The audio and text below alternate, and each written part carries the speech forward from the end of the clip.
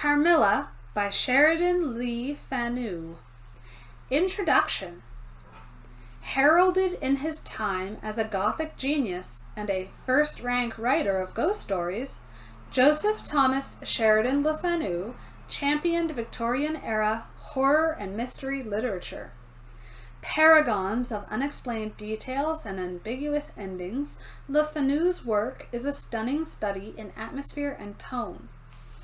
Though best remembered for his horror fiction, Le Fanu's body of work stretches far beyond the bounds of genre, captivating readers with both terror and delight. Sheridan Le Fanu was born in Dublin in 1814. His father, Thomas Le Fanu, was a clergyman with the Church of Ireland, and their family struggled financially as conflicts between the church and the public arose. Luckily, Le Fanu inherited the authorial gene from his mother, Emma Dobbin, who was also a writer. He read voraciously, educating himself with books from his father's personal library, and began writing poetry by the age of 15. Le Fanu eventually chose to study law at Trinity College in Dublin and was soon named auditor of their College Historical Society. However, he soon abandoned law to pursue writing full-time, contributing myriad short stories to the Dublin University magazine. His first ghost story, The Ghost and the Bone Setter, was published in 1838. By 1840, he also owned several newspaper companies. Following a series of intense familial struggles, Le Fanu's literary career expanded exponentially with the publication of several sensationalist horror novels in the 1860s and beyond. In just 8 years, Le Fanu contributed 12 short novels to the popular genre, including the Gothic mystery Uncle Silas and an anthologized collection of short stories titled In a Glass Darkly. With a penchant for all things macabre and subtly supernatural, his work quickly ascended the ranks of horror fiction. Carmilla, 1872, is the last story included in Le Fanu's In a Glass Darkly. It recounts the tale of a beautiful vampire, Carmilla, and her relationship with the young, lonely Laura, who becomes mysteriously ill after welcoming Carmilla into her home as a companion. With no less than life and death at stake, this fast-paced, gripping novella offers a compelling and innovative take on love, female sexuality, and of course, 19th century vampirism. By the time of his death in 1873, Le Fanu had written 14 novels and countless short stories, many of which have since been adapted to stage and screen, still captivating audiences today. The Prologue. Upon a paper attached to the narrative which follows, Dr. Hesselius has written a rather elaborate note, which he accompanies with a reference to his essay on the strange subject which the manuscript illuminates. This mysterious subject he treats, in that essay, with his usual learning and acumen, and with remarkable directness and condensation. It will form but one volume of the series of that extraordinary man's collected papers. As I publish the case in this volume simply to interest the laity, I shall forestall the intelligent lady who relates it in nothing, and after due consideration I have determined, therefore, to abstain from presenting any précis of the learned doctor's reasonings, or extract from his statement on a subject which he describes as involving, not improbably, some of the profoundest arcana of our dual existence and its intermediates. I was anxious on discovering this paper to reopen the correspondence commenced by Dr. Hesselius so many years before, with a person so clever and careful as his informant seems to have been. Much to my regret, however, I found that she had died in the interval. She probably could have added little to the narrative which she communicates in the following pages with, so far as I can pronounce, such conscientious particularity. Chapter 1. An Early Fright. In Styria, we, though by no means magnificent people, inhabit a castle, or schloss. A small income in that part of the world goes a great way. 800 or 900 a year does wonders. Scantily enough, ours would have answered among wealthy people at home. My father is English, and I bear an English name, although I never saw England. But here, in this lonely and primitive place, where everything is so marvellously cheap, I really don't see however so much more money would at all materially add to our comforts, or even luxuries. My father was in the Austrian service, and retired upon a pension and his patrimony, and purchased this feudal residence, and the small estate on which it stands. A bargain. Nothing can be more picturesque or solitary. It stands on a slight eminence in a forest.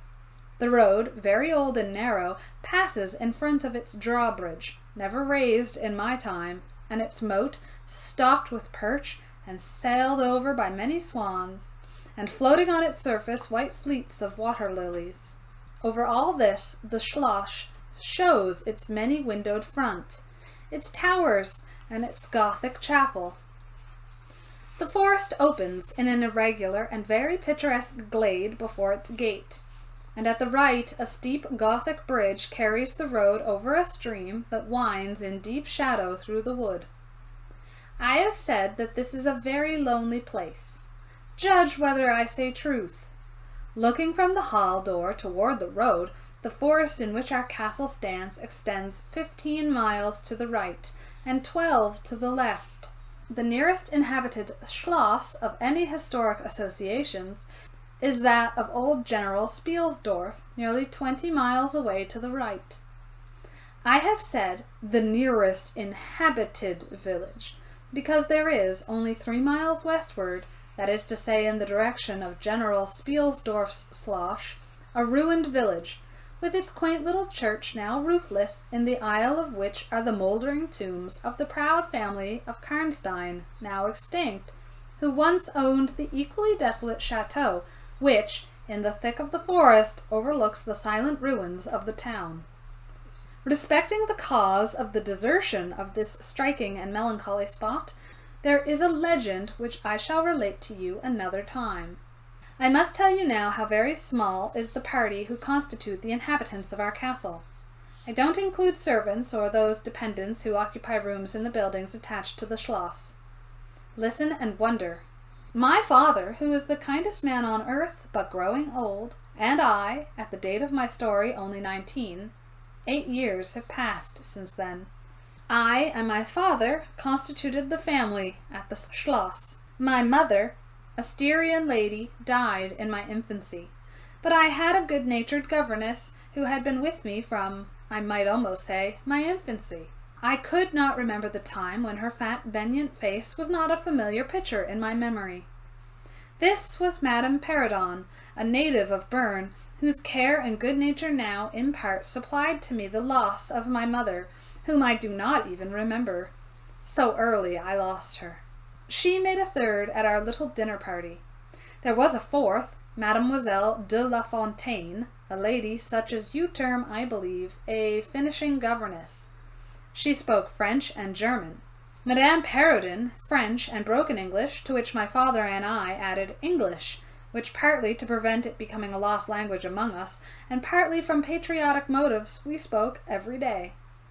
The consequence was a babel, at which strangers used to laugh, and which I shall make no attempt to reproduce in this narrative. And there were 2 or 3 young lady friends besides, pretty nearly of my own age, who were occasional visitors, for longer or shorter terms, and these visits I sometimes returned. These were our regular social resources, but of course there were chance visits from neighbours of only 5 or 6 leagues distance. My life was, notwithstanding, rather a solitary one, I can assure you. My gouvernante had just so much control over me as you might conjecture such sage persons would have in the case of a rather spoiled girl, whose only parent allowed her pretty nearly her own way in everything. The first occurrence in my existence, which produced a terrible impression upon my mind, which in fact never has been effaced, was one of the very earliest incidents of my life which I can recollect. Some people will think it so trifling that it should not be recorded here. You will see, however, by and by, why I mention it. The nursery, as it was called, though I had it all to myself, was a large room in the upper story of the castle, with a steep oak roof. I can't have been more than 6 years old when one night I awoke, and looking round the room from my bed, failed to see the nursery maid. Neither was my nurse there, and I thought myself alone. I was not frightened, for I was one of those happy children who are studiously kept in ignorance of ghost stories, of fairy tales, and of all such lore as makes us cover our heads up when the door cracks suddenly, or the flicker of an expiring candle makes the shadow of a bedpost dance upon the wall, nearer to our faces.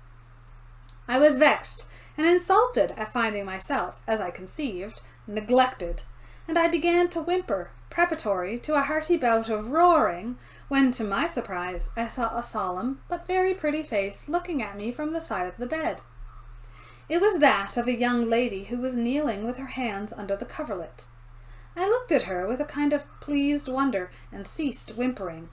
She caressed me with her hands, and lay down beside me on the bed, and drew me toward her smiling. I felt immediately delightfully soothed, and fell asleep again. I was wakened by a sensation as if 2 needles ran into my breast very deep at the same moment, and I cried loudly. The lady stared back with her eyes fixed on me, and then slipped down upon the floor, and, as I thought, hid herself under the bed. I was now, for the first time, frightened, and I yelled with all my might and main. Nurse, nursery maid, housekeeper, all came running in, and hearing my story, they made light of it, soothing me all they could meanwhile. But, child as I was, I could perceive that their faces were pale, with an unwonted look of anxiety, and I saw them look under the bed and about the room, and peep under tables, and pluck open cupboards, and the housekeeper whispered to the nurse, "Lay your hand along that hollow in the bed. Someone did lie there. So sure as you did not. The place is still warm." I remember the nursery maid petting me, and all 3 examining my chest, where I told them I felt the puncture, and pronouncing that there was no sign visible that any such thing had happened to me. The housekeeper and the 2 other servants who were in charge of the nursery remained sitting up all night, and from that time a servant always sat up in the nursery until I was about 14. I was very nervous for a long time after this. A doctor was called in. He was pallid and elderly. How well I remember his long saturnine face, slightly pitted with smallpox, and his chestnut wig. For a good while every second day he came and gave me medicine, which of course I hated. The morning after I saw this apparition, I was in a state of terror, and could not bear to be left alone, daylight though it was, for a moment. I remember my father coming up and standing at the bedside and talking cheerfully, and asking the nurse a number of questions, and laughing very heartily at one of the answers, and patting me on the shoulder, and kissing me, and telling me not to be frightened, that it was nothing but a dream, and could not hurt me. But I was not comforted, for I knew the visit of the strange woman was not a dream, and I was awfully frightened. I was a little consoled by the nursery maid's assuring me that it was she who had come and looked at me, and lain down beside me in the bed, and that I must have been half dreaming not to have known her face. But this, though supported by the nurse, did not quite satisfy me. I remembered in the course of that day a venerable old man in a black cassock, coming into the room with the nurse and housekeeper, and talking a little to them, and very kindly to me. His face was very sweet and gentle, and he told me they were going to pray, and joined my hands together, and desired me to say softly, while they were praying, "Lord, hear all good prayers for us, for Jesus' sake." I think these were the very words, for I often repeated them to myself, and my nurse used for years to make me say them in my prayers. I remembered so well the thoughtful sweet face of the white-haired old man in his black cassock, as he stood in that rude, lofty brown room, with the clumsy furniture of a fashion 300 years old about him, and the scanty light entering its shadowy atmosphere through the small lattice. He kneeled, and the 3 women with him, and he prayed aloud with an earnest, quavering voice, for what appeared to me a long time. I forget all my life preceding that event, and for some time after it is all obscure also. But the scenes I have just described stand out vivid as the isolated pictures of the phantasmagoria surrounded by darkness. Chapter 2. A Guest. I am now going to tell you something so strange that it will require all your faith in my veracity to believe my story. It is not only true, nevertheless, but truth of which I have been an eyewitness. It was a sweet summer evening, and my father asked me, as he sometimes did, to take a little ramble with him along that beautiful forest vista which I have mentioned as lying in front of the Schloss. "General Spielsdorf cannot come to us so soon as I had hoped," said my father, as we pursued our walk. He was to have paid us a visit of some weeks, and we had expected his arrival next day. He was to have brought with him a young lady, his niece and ward, Mademoiselle Rheinfeldt, whom I had never seen, but whom I had heard described as a very charming girl, and in whose society I had promised myself many happy days. I was more disappointed than a young lady living in a town or a bustling neighborhood can possibly imagine. This visit, and the new acquaintance it promised, had furnished my daydream for many weeks. "And how soon does he come?" I asked. "Not till autumn. Not for 2 months, I dare say," he answered. "And I am very glad now, dear, that you never knew Mademoiselle Rheinfeldt." "And why?" I asked, both mortified and curious. "Because the poor young lady is dead," he replied. "I quite forgot I had not told you, but you were not in the room when I received the General's letter this evening." I was very much shocked.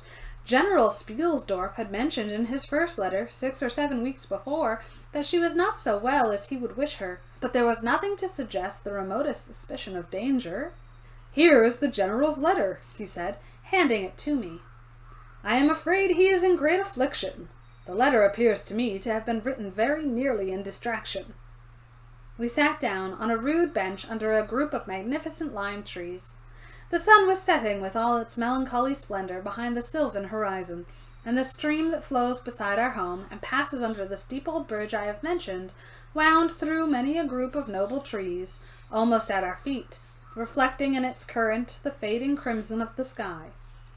General Spielsdorf's letter was so extraordinary, so vehement, and in some places so self-contradictory that I read it twice over, the second time aloud to my father, and I was still unable to account for it, except by supposing that grief had unsettled his mind. It said, "I have lost my darling daughter, for as such I loved her.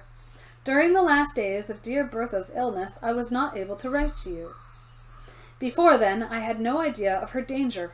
I have lost her, and now learn all too late. She died in the peace of innocence, and in the glorious hope of a blessed futurity. The fiend who betrayed our infatuated hospitality has done it all. I thought I was receiving into my house innocence, gaiety, a charming companion for my lost Bertha. Heavens, what a fool I have been!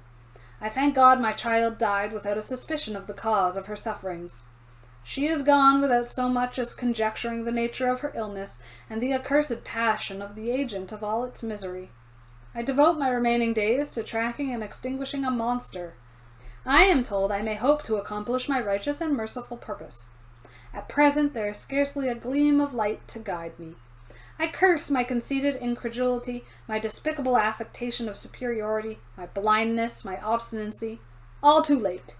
I cannot write or talk collectedly now. I am distracted. So soon as I shall have a little recovered, I mean to devote myself for a time to inquiry which may possibly lead me as far as Vienna. Some time in the autumn, 2 months hence, or earlier if I live, I will see you, that is, if you permit me. I will then tell you all that I scarce dare put upon the paper for now. Farewell, and pray for me, dear friend." In these terms ended this strange letter.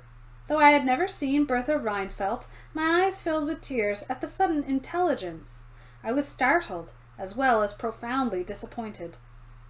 The sun had now set, and it was twilight by the time I had returned the General's letter to my father.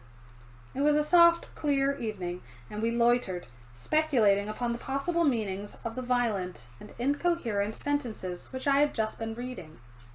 We had nearly a mile to walk before reaching the road that passes the Schloss in front, and by that time the moon was shining brilliantly. At the drawbridge we met Madame Perrodon and Mademoiselle de la Fontaine, who had come out without their bonnets to enjoy the exquisite moonlight. We heard their voices, gabbling in animated dialogue, as we approached. We joined them at the drawbridge and turned about to admire with them the beautiful scene. The glade through which we had just walked lay before us. At our left, the narrow road wound away under clumps of lordly trees and was lost to sight amid the thickening forest. At the right, the same road crosses the steep and picturesque bridge, near which stands a ruined tower which once guarded that pass. And beyond the bridge an abrupt eminence rises, covered with trees and showing in the shadows some grey ivy-clustered rocks. Over the sward and low grounds a thin film of mist was stealing like smoke, marking the distances with a transparent veil, and here and there we could see the river faintly flashing in the moonlight. No softer, sweeter scene could be imagined. The news I had just heard made it melancholy, but nothing could disturb its character of profound serenity, and the enchanted glory and vagueness of the prospect. My father, who enjoyed the picturesque, and I, stood looking in silence over the expanse beneath us. The two good governesses, standing a little way behind us, discoursed upon the scene, and were eloquent upon the moon. Madame Perrodon was fat, middle-aged, and romantic, and talked and sighed poetically. Mademoiselle de La Fontaine, in right of her father, who was a German, assumed to be psychological, metaphysical, and something of a mystic, now declared that when the moon shone with a light so intense, it was well known that it indicated a special spiritual activity. The effect of the full moon in such a state of brilliancy was manifold. It acted on dreams, it acted on lunacy, it acted on nervous people. It had marvelous physical influences connected with life. Mademoiselle related that her cousin, who was mate of a merchant ship, having taken a nap on deck on such a night, lying on his back with his face full in the light of the moon, had wakened, after a dream of an old woman clawing him by the cheek, with his features horribly drawn to one side, and his countenance had never quite recovered its equilibrium. "The moon this night," she said, "is full of idyllic and magnetic influence. And see, when you look behind you at the front of the Schloss, how all its windows flash and twinkle with that silvery splendor, as if unseen hands had lighted up the rooms to receive fairy guests. There are indolent styles of the spirits in which, indisposed to talk ourselves, the talk of others is pleasant to our listless ears, and I gazed on, pleased with the tinkle of the ladies' conversation. "I have gotten into one of my moping moods tonight," said my father, after a silence, and quoting Shakespeare, whom, by way of keeping up our English, he used to read aloud, he said, "In truth, I know not why I am so sad. It wearies me. You say it wearies you, but how I got it came by it. I forgot the rest, but I feel as if some great misfortune were hanging over us. I suppose the poor General's afflicted letter has something to do with it." At this moment, the unwonted sound of carriage wheels and many hoofs upon the road arrested our attention. They seemed to be approaching from the high ground overlooking the bridge, and very soon the equipage emerged from that point. 2 horsemen first crossed the bridge, then came a carriage drawn by 4 horses, and 2 men rode behind. It seemed to be the travelling carriage of a person of rank, and we were all immediately absorbed in watching that very unusual spectacle. It became, in a few moments, greatly more interesting, for just as the carriage had passed the summit of the steep bridge, one of the leaders, taking fright, communicated his panic to the rest, and after a plunge or two, the whole team broke into a wild gallop together, and dashing between the horsemen who rode in front, came thundering along the road towards us with the speed of a hurricane. The excitement of the scene was made more painful by the clear, long-drawn screams of a female voice from the carriage window. We all advanced in curiosity and horror, me rather in silence, the rest with various ejaculations of terror. Our suspense did not last long.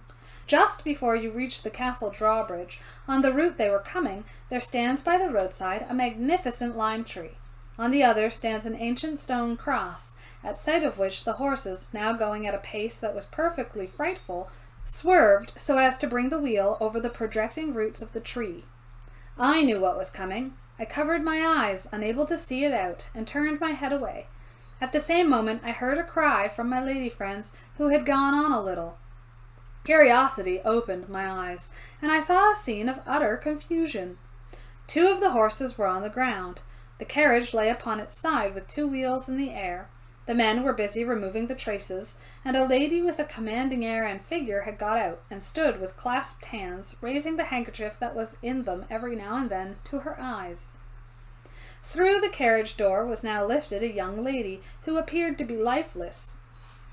My dear old father was already beside the elder lady with his hat in his hand, evidently tendering his aid and the resources of his Schloss.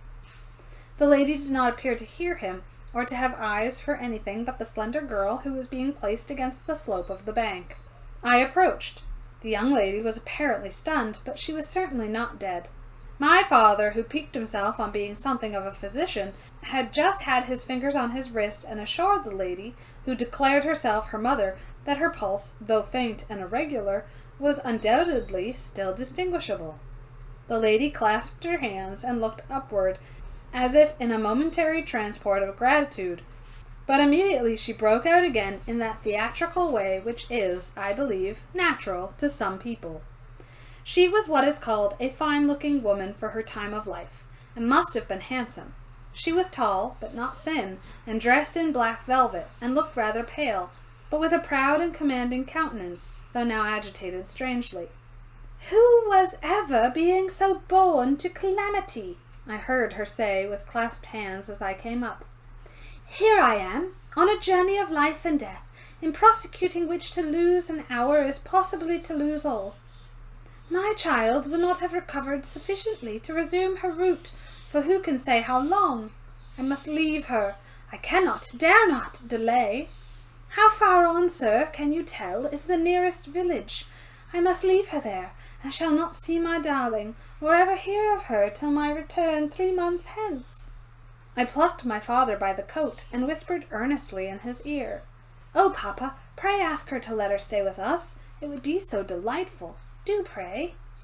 "If madame will entrust her child to the care of my daughter and of her good gouvernante, Madame Perrodon, and permit her to remain as our guest under my charge until her return, it will confer a distinction and an obligation upon us, and we shall treat her with all the care and devotion which so sacred a trust deserves." "I cannot do that, sir. It would be to task your kindness and chivalry too cruelly," said the lady distractedly. "It would, on the contrary, be to confer on us a very great kindness at the moment when we most need it. My daughter has just been disappointed by a cruel misfortune, in a visit from which she has long anticipated a great deal of happiness. If you confide this young lady to our care, it will be her best consolation. The nearest village on your route is distant, and affords no such inn as you could think of placing your daughter at. You cannot allow her to continue her journey for any considerable distance without danger. If, as you say, you cannot suspend your journey, you must part with her tonight, and nowhere could you do so with more honest assurances of care and tenderness than here." There was something in this lady's air and appearance so distinguished and even imposing, and in her manner so engaging, as to impress one, quite apart from the dignity of her equipage, with a conviction that she was a person of consequence. By this time the carriage was replaced in its upright position, and the horses quite tractable in the traces again. The lady threw on her daughter a glance which I fancied was not quite so affectionate as one might have anticipated from the beginning of the scene. Then she beckoned slightly to my father, and withdrew 2 or 3 steps with him out of hearing, and talked to him with a fixed and stern countenance, not at all like that with which she had hitherto spoken. I was filled with wonder that my father did not seem to perceive the change, and also unspeakably curious to learn what it could be that she was speaking, almost in his ear, with so much earnestness and rapidity. 2 or 3 minutes at most, I think, she remained thus employed. Then she turned, and a few steps brought her to where her daughter lay, supported by Madame Perrodon. She kneeled beside her for a moment, and whispered, as Madame supposed, a little benediction in her ear. Then, hastily kissing her, she stepped into her carriage. The door was closed. The footman in stately liveries jumped up behind. The outriders spurred on. The postilions cracked their whips. The horses plunged and broke suddenly into a furious canter that threatened soon again to become a gallop, and the carriage whirled away, followed at the same rapid pace by the 2 horsemen in the rear. Chapter 3. We compare notes. We followed the cortege with our eyes until it was swiftly lost to sight in the misty wood, and the very sound of the hoofs and the wheels died away in the silent night air. Nothing remained to assure us that the adventure had not been an illusion of a moment but the young lady who just at that moment opened her eyes. I could not see, for her face was turned from me, but she raised her head, evidently looking about her, and I heard a very sweet voice ask complainingly, "Where is mamma?" Our good Madame Perrodon answered tenderly and added some comfortable assurances. I then heard her ask, "Where am I? Where is this place?" And after that she said, "I don't see the carriage, and Matska, where is she?" Madame answered all her questions in so far as she understood them, and gradually the young lady remembered how the misadventure came about, and was glad to hear that no one in or in attendance on the carriage was hurt. And on learning that her mamma had left her here till her return in about 3 months, she wept. I was going to add my consolations to those of Madame Perrodon when Mademoiselle de La Fontaine placed her hand upon my arm, saying, "Don't approach. One at a time is as much as she can at present converse with. A very little excitement would possibly overpower her now. As soon as she is comfortably in bed, I thought, I will run up to her room and see her." My father, in the meantime, had sent a servant on horseback for the physician, who lived about 2 leagues away, and a bedroom was being prepared for the young lady's reception. The stranger now rose, and leaning on Madame's arm, walked slowly over the drawbridge and into the castle gate. In the hall, servants waited to receive her, and she was conducted forthwith to her room. The room we usually sat in, as our drawing-room, is long, having 4 windows that looked over the moat and drawbridge, upon the forest scene I have just described. It is furnished in old carved oak, with large carved cabinets, and the chairs are cushioned with crimson Utrecht velvet. The walls are covered with tapestry, and surrounded with great gold frames, the figures being as large as life, in ancient and very curious costume, and the subjects represented are hunting, hawking, and generally festive. It is not too stately to be extremely comfortable, and here we had our tea, for with his usual patriotic leanings he insisted that the national beverage should make its appearance regularly with our coffee and chocolate. We sat here this night, and with candles lighted were talking over the adventure of this evening. Madame Perrodon and Mademoiselle de La Fontaine were both in our party. The young stranger had hardly lain down in her bed when she sank into a deep sleep, and those ladies had left her in the care of a servant. "How do you like our guest?" I asked, as soon as Madame entered. "Tell me all about her." "I like her extremely," answered Madame. "She is, I almost think, the prettiest creature I ever saw, about your age, and so gentle and nice." "She is absolutely beautiful," threw in Mademoiselle, who had peeped in for a moment into the stranger's room. "And such a sweet voice," added Madame Perrodon. "Did you remark a woman in the carriage, after it was set up again, who did not get out?" inquired Mademoiselle, "but only looked out from the window?" No, we had not seen her. Then she described a hideous black woman, with a sort of coloured turban on her head, and who was gazing all the time from the carriage window, nodding and grinning derisively toward the ladies, with gleaming eyes and large white eyeballs, and her teeth set as if in a fury. "Did you remark what an ill-looking pack of men the servants were?" asked Madame. "Yes," said my father, who had just come in. "Ugly, hang-dog-looking fellows as ever I beheld in my life. I hope they mayn't rob the poor lady in the forest. They are clever rogues, however. They got everything to rights in a minute." "I dare say they are worn out with too long travelling," said Madame. "Besides looking wicked, their faces were so strangely lean and dark and sullen. I'm very curious, I own, but I dare say the young lady will tell you all about it tomorrow if she is sufficiently recovered." "I don't think she will," said my father, with a mysterious smile, and a little nod of his head, as if he knew more about it than he cared to tell us. This made us all the more inquisitive as to what had passed between him and the lady in the black velvet, in the brief but earnest interview that had immediately preceded her departure. We were scarcely alone when I entreated him to tell me. He did not need much pressing.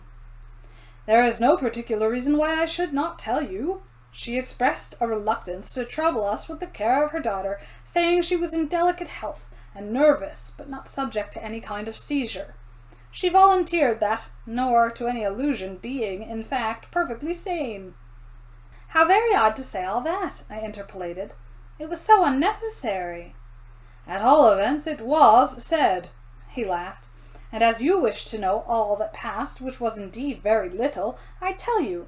She then said, I am making a long journey of vital importance. She emphasized that word, rapid and secret.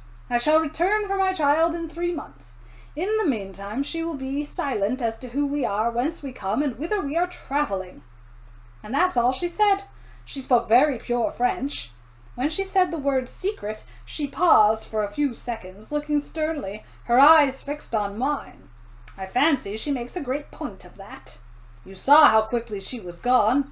I hope I have not done a very foolish thing in taking charge of the young lady.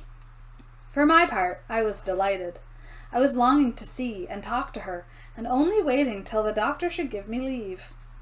You who live in towns can have no idea how great an event the introduction of a new friend is, in such a solitude as surrounded us. The doctor did not arrive till nearly 1 o'clock, but I could no more have gone to my bed and slept than I could have overtaken on foot the carriage in which the princess in black velvet had driven away. When the physician came down to the drawing-room, it was to report very favourably upon his patient.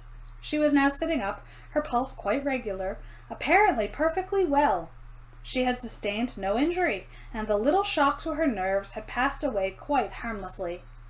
There could be no harm, certainly, in my seeing her, if we both wished it, and with this permission I sent forthwith to know whether she would allow me to visit her for a few moments in her room. The servant returned immediately to say that she desired nothing more. You may be sure I was not long in availing myself of this permission. Our visitor lay in one of the handsomest rooms in the Schloss. It was perhaps a little stately. There was a sombre piece of tapestry opposite the foot of the bed, representing Cleopatra with the asps to her bosom, and other solemn classic scenes were displayed, a little faded, upon the other walls. But there was gold carving, and rich and varied colour enough in the other decorations of the room to more than redeem the gloom of the old tapestry.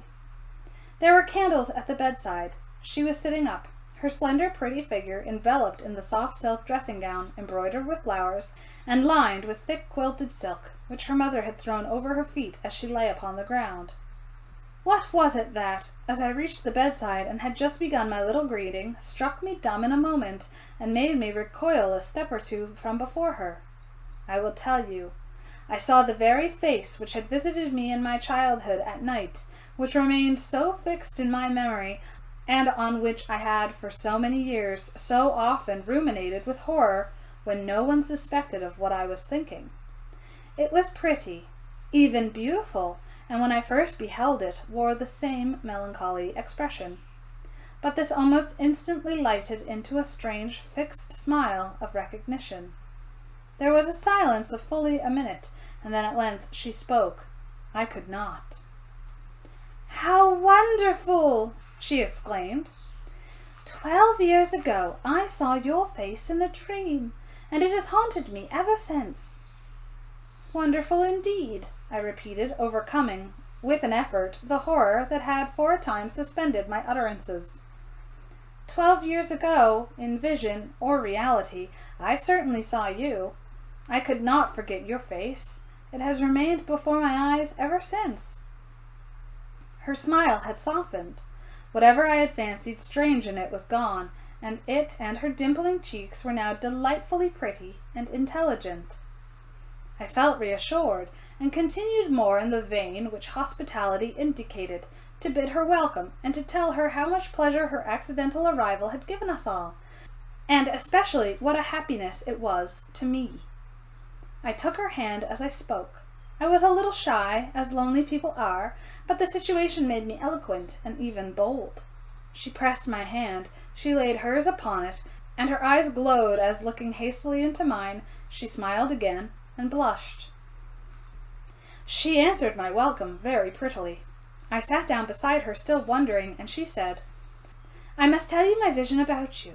It is so very strange that you and I should have had, each of the other so vivid a dream that each should have seen. I, you, and you, me, looking as we do now, when of course we were both mere children. I was a child about 6 years old, and I awoke from a confused and troubled dream, and found myself in a room, unlike my nursery, wainscoted clumsily in some dark wood, and with cupboards and bedsteads and chairs and benches placed about it.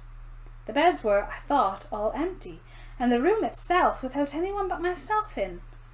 And I, after looking about me for some time, and admiring especially an iron candlestick with 2 branches, which I should certainly know again, crept under one of the beds to reach the window. But as I got from under the bed, I heard someone crying, and looking up, while I was still upon my knees, I saw you, most assuredly you, as I see you now, a beautiful young lady, with golden hair, and large blue eyes, and lips, your lips. You are you as you are here. Your looks won me. I climbed on the bed, and put my arms about you, and I think we both fell asleep. I was aroused by a scream. You were sitting up screaming. I was frightened, and slipped down upon the ground, and it seemed to me lost consciousness for a moment. And when I came to myself, I was in my nursery at home. Your face I have never forgotten since. I could not be misled by mere resemblance. You are the lady whom I saw then. It was now my turn to relate my corresponding vision, which I did, to the undisguised wonder of my new acquaintance. I don't know which should be most afraid of the other, she said again, smiling. If you were less pretty, I think I should be very much afraid of you. But being as you are, and you and I both so young, I feel only that I have made your acquaintance 12 years ago, and have already a right to your intimacy. At all events, it does seem as if we were destined from our earliest childhood to be friends. I wonder whether you feel as strangely drawn toward me as I do to you. I have never had a friend. Shall I find one now? She sighed, and her fine dark eyes gazed passionately on me. Now, the truth is, I felt rather unaccountably toward the beautiful stranger. I did feel, as she said, drawn towards her, but there was also something of repulsion. In this ambiguous feeling, however, the sense of attraction immensely prevailed. She interested and won me. She was so beautiful and so indescribably engaging. I perceived now something of languor and exhaustion stealing over her, and hastened to bid her good night. The doctor thinks, I added, that you ought to have a maid sit up with you tonight. One of ours is waiting, and you will find her a very useful and quiet creature. How kind of you! But I could not sleep. I never could with an attendant in the room. I shan't require any assistance, and shall I confess my weakness, I am haunted with a terror of robbers. Our house was robbed once, and 2 servants murdered, so I always lock my door. It has become a habit, and you look so kind, I know you will forgive me. I see there is a key in the lock. She held me close in her pretty arms for a moment and whispered in my ear, Good night, darling. It's very hard to part with you, but good night. Tomorrow, but not early, I shall see you again. She sank back on the pillow with a sigh, and her fine eyes followed me with a fond and melancholy gaze, and she murmured again, Good night, dear friend. Young people like, and even love on impulse. I was flattered by the evident, though as yet undeserved, fondness she showed me. I liked the confidence with which she at once received me. She was determined that we should be very near friends. Next day came, and we met again. I was delighted with my companion, that is to say, in many respects. Her looks lost nothing in daylight. She was certainly the most beautiful creature I had ever seen, and the unpleasant remembrance of the face presented in my early dream had lost the effect of the first unexpected recognition. She confessed that she had experienced a similar shock on seeing me, and precisely the same faint antipathy that had mingled with my admiration of her. We now laughed together over our momentary horrors. Chapter 4. Her Habits. A Saunter. I told you that I was charmed with her in most particulars. There were some that did not please me so well. She was above the middle height of women. I shall begin by describing her. She was slender and wonderfully graceful, except that her movements were languid. Very languid indeed. There was nothing in her appearance to indicate an invalid. Her complexion was rich and brilliant. Her features were small and beautifully formed. Her eyes large, dark, and lustrous. Her hair was quite wonderful. I never saw hair so magnificently thick and long when it was down about her shoulders. I have often placed my hands under it and laughed with wonder at its weight. It was exquisitely fine and soft, and in color a rich, very dark brown, with something of gold. I loved to let it down, tumbling with its own weight as, in her room, she lay back in her chair, talking in her sweet, low voice. I used to fold and braid it, and spread it out and play with it. Heavens, if I had but known all! I said there were particulars which did not please me.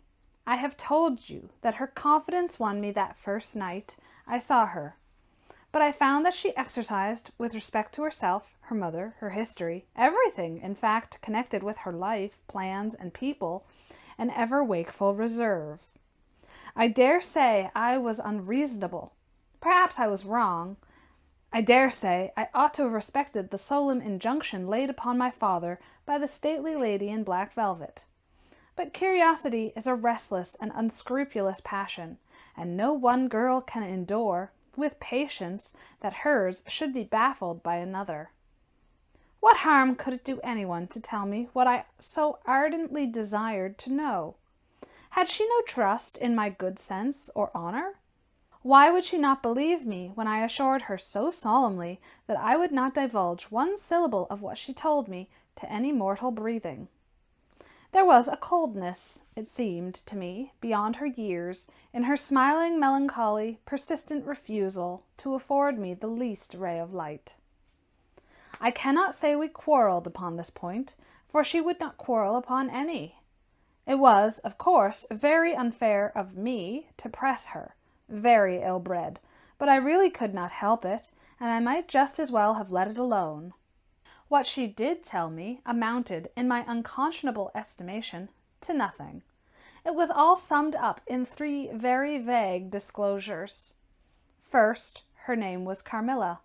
Second, her family was very ancient and noble. Third, her home lay in the direction of the west. She would not tell me the name of her family, nor their armorial bearings, nor the name of their estate, nor even that of the country they lived in. You are not to suppose that I worried her incessantly on these subjects. I watched opportunity, and rather insinuated than urged my inquiries. Once or twice, indeed, I did attack her more directly, but no matter what my tactics, utter failure was invariably the result. Reproaches and caresses were all lost upon her. But I must add this, that her evasion was conducted with so pretty a melancholy and deprecation, with so many and even passionate declarations of her likings for me, and trust in my honor, and with so many promises that I should at last know all, that I could not find it in my heart long to be offended with her. She used to place her pretty arms about my neck, draw me to her, and laying her cheek to mine, murmur with her lips near my ear, "Dearest, your little heart is wounded. Think me not cruel because I obey the irresistible law of my strength and weakness. If your dear heart is wounded, my wild heart bleeds with yours. In the rapture of my enormous humiliation, I live in your warm life, and you shall die, sweetly die, into mine. I cannot help it as I draw near to you. You, in your turn, will draw near to others, and learn the rapture of that cruelty which yet is love. So, for a while, seek to know no more of me and mine, but trust me with all your loving spirit." And when she had spoken such a rhapsody, she would press me more closely into her trembling embrace, and her lips, in soft kisses, gently glowed upon my cheek. Her agitations and her language were unintelligible for me. From these foolish embraces, which were not of very frequent occurrence, I must allow, I used to wish to extricate myself, but my energies seemed to fail me. Her murmured words sounded like a lullaby in my ear, and soothed my resistance into a trance from which I only seemed to recover myself when she withdrew her arms. In these mysterious moods I did not like her. I experienced a strange, tumultuous excitement that was pleasurable, ever and anon mingled with a vague sense of fear and disgust. I had no distinct thoughts about her while such scenes lasted, but I was conscious of a love growing into adoration and also of abhorrence. This, I know, is paradox, but I can make no other attempt to explain the feeling. I now write after an interval of more than 10 years, with a trembling hand, with a confused and horrible recollection of certain occurrences and situations in the ordeal through which I was unconsciously passing, though with a vivid and very sharp remembrance of the main current of my story. But I suspect in all lives there are certain emotional scenes, those in which our passions have been most wildly and terribly roused, that are of all others the most vaguely and dimly remembered. Sometimes, after an hour of apathy, my strange and beautiful companion would take my hand and hold it with a fond pressure, renewed again and again, blushing softly, gazing in my face with languid and burning eyes, and breathing so fast that her dress rose and fell with a tumultuous respiration. It was like the ardor of a lover. It embarrassed me. It was hateful and yet overpowering, and with gloating eyes she drew me to her. Her hot lips traveled along my cheek in kisses, and she would whisper almost in sobs, "You are mine. You shall be mine. You and I are one forever." Then she had thrown herself back in her chair with her small hands over her eyes, leaving me trembling. "Are we related?" I used to ask. "What can you mean by all this? I remind you perhaps of someone you love, but you must not. I hate it. I don't know you. I don't know myself when you look so and talk so." She used to sigh at my vehemence, then turn away and drop my hand. Respecting these very extraordinary manifestations, I strove in vain to form any satisfactory theory. I could not refer them to affectation or trick. It was unmistakably the momentary breaking out of suppressed instinct and emotion. Was she, notwithstanding her mother's volunteered denial, subject to brief visitations of insanity? Or was there here a disguise and a romance? I had read in old storybooks of such things. What if a boyish lover had found his way into the house and sought to prosecute his suit in masquerade, with the assistance of a clever old adventuress? But there were many things against this hypothesis, highly interesting as it was to my vanity. I could boast of no little attentions such as masculine gallantry delights to offer. Between these passionate moments there were long intervals of commonplace, of gaiety, of brooding melancholy, during which, except that I detected her eyes so full of melancholy fire, following me, at times I might have been as nothing to her. Except in these brief periods of mysterious excitement, her ways were girlish, and there was always a languor about her, quite incompatible with a masculine system in a state of health. In some respects her habits were odd, perhaps not so singular in the opinion of a town lady like you as they appeared to us rustic people. She used to come down very late, generally not till 1 o'clock. She would then take a cup of chocolate, but eat nothing. We then went out for a walk, which was a mere saunter, and she seemed almost immediately exhausted, and either returned to the schloss or sat on one of the benches that were placed here and there among the trees. This was a bodily languor in which her mind did not sympathize. She was always an animated talker and very intelligent. She sometimes alluded for a moment to her own home, or mentioned an adventure or situation, or an early recollection which indicated a people of strange manners, and described customs of which we knew nothing. I gathered from these chance hints that her native country was much more remote than I had at first fancied. As we sat thus one afternoon under the trees, a funeral passed us by. It was that of a pretty young girl whom I had often seen, the daughter of one of the rangers of the forest. The poor man was walking behind the coffin of his darling. She was his only child, and he looked quite heartbroken. Peasants walking 2 and 2 came behind. They were singing a funeral hymn. I rose to mark my respect as they passed, and joined in the hymn they were very sweetly singing. My companion shook me a little roughly, and I turned surprised. She said brusquely, "Don't you perceive how discordant that is?" "I think it's very sweet, on the contrary," I answered, vexed at the interruption and very uncomfortable, lest the people who composed the little procession should observe and resent what was passing. I resumed, therefore, instantly, and was again interrupted. "You pierce my ears," said Carmilla, almost angrily, and stopping her ears with her tiny fingers. "Besides, how can you tell that your religion and mine are the same? Your form wounds me, and I hate funerals. What a fuss! Why, you must die. Everyone must die, and all are happier when they do. Come home." "My father has gone on with the clergyman to the churchyard. I thought you knew she was to be buried today." "She? I don't trouble my head about peasants. I don't know who she is," answered Carmilla, with a flash from her fine eyes. "She is the poor girl who fancied she saw a ghost a fortnight ago, and has been dying ever since, till yesterday, when she expired." "Tell me nothing about ghosts. I shan't sleep tonight if you do." "I hope there is no plague or fever coming. All this looks very like it," I continued. "The swineherd's young wife died only a week ago, and she thought something seized her by the throat as she lay in her bed, and nearly strangled her. Papa says such horrible fancies do accompany some forms of fever. She was quite well the day before. She sank afterwards and died before a week." "Well, her funeral is over, I hope, and her hymns sung, and our ears shan't be tortured with that discord and jargon. It has made me nervous. Sit down here beside me. Sit close. Hold my hand. Press it. Hard. Hard. Harder." We had moved a little back and had come to another seat.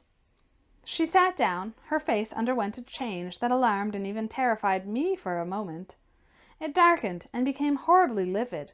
Her teeth and hands were clenched, and she frowned and compressed her lips, while she stared down upon the ground at her feet, and trembled all over with a continued shudder as irrepressible as ague. All her energies seemed strained to suppress a fit, with which she was then breathlessly tugging, and at length a low convulsive cry of suffering broke from her, and gradually the hysteria subsided. "There, that comes of strangling people with hymns," she said at last. Hold me still, it is passing away." And so gradually it did, and perhaps to dissipate the sombre impression which the spectacle had left upon me, she became unusually animated and chatty, and so we got home. This was the first time I had seen her exhibit any definable symptoms of that delicacy of health which her mother had spoken of. It was the first time also I had seen her exhibit anything like a temper. Both passed away like a summer cloud, and never but once afterward did I witness on her part a momentary sign of anger. I will tell you how it happened. She and I were looking out of one of the long drawing-room windows, when there entered the courtyard over the drawbridge a figure of a wanderer whom I knew very well. He used to visit the Schloss generally twice a year. It was the figure of a hunchback, with the sharp lean features that generally accompany deformity. He wore a pointed black beard, and he was smiling from ear to ear, showing his white fangs. He was dressed in buff, black, and scarlet, and crossed with more straps and belts than I could count, from which hung all manner of things. Behind he carried a magic lantern and 2 boxes, which I well knew, in one of which was a salamander, and in the other a mandrake. These monsters used to make my father laugh. They were compounded of parts of monkeys, parrots, squirrels, fish, and hedgehogs, dried and stitched together with great neatness and startling effect. He had a fiddle, a box of conjuring apparatus, a pair of foils, and masks attached to his belt, several other mysterious cases dangling about him, and a black staff with copper ferrules in his hand. His companion was a rough, spare dog that followed at his heels, but stopped short, suspiciously at the drawbridge, and in a little while began to howl dismally. In the meantime, the mountebank, standing in the midst of the courtyard, raised his grotesque hat, and made us a very ceremonious bow, paying his compliments very volubly, in execrable French, and German not much better. Then, disengaging his fiddle, he began to scrape a lively air, to which he sang with a merry discord, dancing with ludicrous airs and activity that made me laugh, in spite of the dog's howling. Then he advanced to the window with many smiles and salutations, and his hat in his left hand, his fiddle under his arm, and with a fluency that never took breath, he gabbled a long advertisement of all his accomplishments, and the resources of the various arts which he placed at our service, and the curiosities and entertainments which it was in his power, at our bidding, to display. "Will your ladyships be pleased to buy an amulet against the outpire, which is going like the wolf I hear through these woods?" he said, dropping his hat on the pavement. "They are dying of it right and left, and here is a charm that never fails, only pinned to the pillow, and you may laugh in his face." These charms consisted of oblong slips of vellum with cabalistic ciphers and diagrams upon them. Carmilla instantly purchased one, and so did I. He was looking up, and we were smiling down upon him, amused, at least I can answer for myself. His piercing black eye, as he looked up in our faces, seemed to detect something that fixed for a moment his curiosity. In an instant he unrolled a leather case full of all manner of odd little steel instruments. "See here, my lady," he said, displaying it and addressing me. "I profess, among other things less useful, the art of dentistry." "Plague take the dog," he interpolated. "Silence, beast! He howls so that your ladyship can scarcely hear a word. Your noble friend, the young lady at your right, has the sharpest tooth, long, thin, pointed like an awl, like a needle. With my sharp and long sight, as I look up, I have seen it distinctly. Now, if it happens to hurt the young lady, and I think it must, here am I, here are my file, my punch, my nippers. I will make it round and blunt, if her ladyship pleases. No longer the tooth of a fish, but of a beautiful young lady as she is. Eh? Is the young lady displeased? Have I been too bold? Have I offended her?"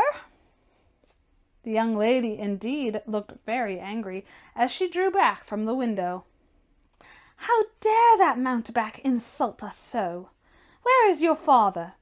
I shall demand redress from him. My father would have had the wretch tied up to the pump, and flogged with a cart-whip, and burnt to the bones with a cattle-brand."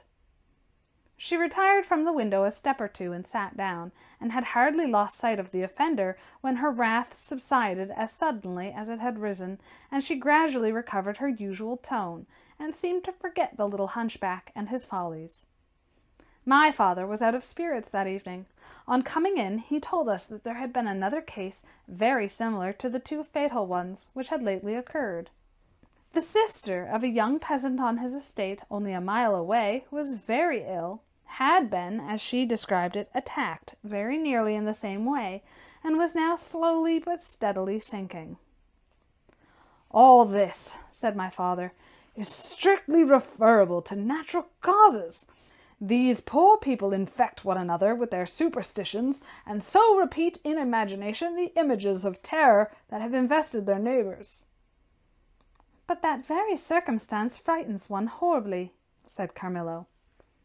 "How so?" inquired my father. "I am so afraid of fancying I see such things, I think it would be as bad as reality." "We are in God's hands. Nothing can happen without his permission, and all will end well for those who love him. He is our faithful Creator. He has made us all, and will take care of all of us." "Creator? Nature?" said the young lady in answer to my gentle father. "And this disease that invades the country is natural. Nature. All things proceed from nature, don't they? All things in the heaven and in the earth and under the earth act and live as nature ordains?" "I think so." "The doctor said he would come here today," said my father, after a silence. "I want to know what he thinks about it, and what he thinks we had better do." "Doctors never did me any good," said Carmilla. "Then you have been ill?" I asked. "More ill than ever you were," she answered. "Long ago?" Yes, a long time. I suffered from this very illness, but I forget all but my pain and weakness, and they were not so bad as are suffered in other diseases. You were very young then. I dare say. Let us talk no more of it. You would not wound a friend? She looked languidly in my eyes, and passed her arm round my waist lovingly, and led me out of the room. My father was busy over some papers near the window. "Why does your papa like to frighten us?" said the pretty girl, with a sigh and a little shudder. "He doesn't, dear Carmilla. It is the very furthest thing from his mind." "Are you afraid, dearest?" "I should be very much if I fancied there was any real danger of my being attacked as those poor people were." "You are afraid to die?" "Yes, everyone is." "But to die as lovers may, to die together so that they may live together. Girls are caterpillars when they live in the world, to be finally butterflies when the summer comes, but in the meantime there are grubs and larvae. Don't you see, each with their peculiar propensities, necessities, and structure? So says Monsieur Buffoon in his big book in the next room." Later in the day the doctor came, and was closeted with Papa for some time. He was a skilful man of 60 and upwards. He wore powder and shaved his pale face as smooth as a pumpkin. He and Papa emerged from the room together, and I heard Papa laugh and say as they came out, "Well, I do wonder at a wise man like you. What do you say to hippogriffs and dragons?" The doctor was smiling, and made answer, shaking his head, "Nevertheless, life and death are mysterious states, and we know little of the resources of either." And so they walked on, and I heard no more. I did not know then what the doctor had been broaching, but I think I guess it now. Chapter 5. A Wonderful Likeness. This evening there arrived from Gratz the grave, dark-faced son of the pitcher cleaner, with a horse and cart laden with 2 large packing cases, having many pitchers in each. It was a journey of 10 leagues, and whenever a messenger arrived at the Schloss from our little capital of Gratz, we used to crowd about him in the hall to hear the news. This arrival created in our secluded quarters quite a sensation. The cases remained in the hall, and the messenger was taken charge of by the servants till he had eaten his supper. Then, with assistance and armed with hammer, ripping chisel, and turnscrew, he met us in the hall, where we had assembled to witness the unpacking of the cases. Carmilla sat, looking listlessly on, while one after the other the old pictures, nearly all portraits which had undergone the process of renovation, were brought to light. My mother was of an old Hungarian family, and most of these pictures, which were about to be restored to their places, had come to us through her. My father had a list in his hand, from which he read, as the artist rummaged out the corresponding numbers. I don't know that the pictures were very good, but they were, undoubtedly, very old, and some of them very curious also. They had, for the most part, the merit of being now seen by me, I may say for the first time, for the smoke and dust of time had all but obliterated them. "There is a picture that I have not yet seen," said my father. "In one corner at the top of it is the name, as well as I could read, Marcia Karnstein, and the date 1698, and I am curious to see how it turned out." I remembered it. It was a small picture, about 1.5 feet high and nearly square, without a frame, but it was so blackened by age that I could not make it out. The artist now produced it with evident pride. It was quite beautiful. It was startling. It seemed to live. It was the effigy of Carmilla. Carmilla! Dear, here is an absolute miracle. Here you are, living, smiling, ready to speak in this picture. Isn't it beautiful, Papa? And see, even the little mole on her throat. My father laughed and said, "Certainly, it is a wonderful likeness." But he looked away, and to my surprise seemed but little struck by it, and went on talking to the pitcher cleaner, who was also something of an artist, and discoursed with intelligence about the portraits or other works which his art had just brought into light and colour, while I was more and more lost in wonder the more I looked at the picture. "Will you let me hang this picture in my room, Papa?" I asked. "Certainly, dear," said he, smiling. "I'm very glad you think it so like. It must be prettier even than I thought of it, if it is." The young lady did not acknowledge this pretty speech, did not seem to hear it. She was leaning back in her seat, her fine eyes under their long lashes gazing on me in contemplation, and she smiled in a kind of rapture. "And now you can read quite plainly the name that is written in the corner. It is not Marcia. It looks as if it was done in gold. The name is Mircalla, Countess Karnstein, and this is a little coronet over and underneath, A.D. 1698. I am descended from the Karnsteins. That is, Mamma was." "Ah," said the lady languidly. "So am I think. A very long descent, very ancient. Are there any Karnsteins living now?" "None who bear the name, I believe. The family were ruined, I believe, in some civil wars long ago. But the ruins of the castle are only about 3 miles away." "How interesting," she said languidly. "But see what beautiful moonlight." She glanced through the hall door, which stood open a little. "Suppose you and I take a little ramble round the court, and look down at the road and the river." "It is so like the night you came to us," I said. She sighed, smiling. She rose, and each with her arm about the other's waist, we walked out upon the pavement. In silence, slowly, we walked down to the drawbridge, where the beautiful landscape opened before us. "And so you were thinking of the night I came here?" she almost whispered. "Are you glad I came?" "Delighted, dear Carmilla," I answered. "And you asked for the picture you think like me, to hang in your room," she murmured with a sigh, as she drew her arm closer about my waist, and let her pretty head sink upon my shoulder. "How romantic you are, Carmilla," I said. "Whenever you tell me your story, it will be made up chiefly of some one great romance." She kissed me silently. "I am sure, Carmilla, you have been in love, that there is at this moment an affair of the heart going on." "I have been in love with no one, and never shall," she whispered, "unless it should be with you." How beautiful she looked in the moonlight! Shy and strange was the look with which she quickly hid her face in my neck and hair, with tumultuous sighs that seemed almost to sob, and pressed in mine a hand that trembled. Her soft cheek was glowing against mine. "Darling, darling," she murmured, "I live in you, and you would die for me. I love you so." I started from her. She was gazing on me with eyes from which all fire, all meaning had flown, and a face colorless and apathetic. "Is there a chill in the air, dear?" she said drowsily. "I almost shiver. Have I been dreaming? Let us come in. Come on, come in." "You look ill, Carmilla, a little faint. You certainly must take some wine," I said.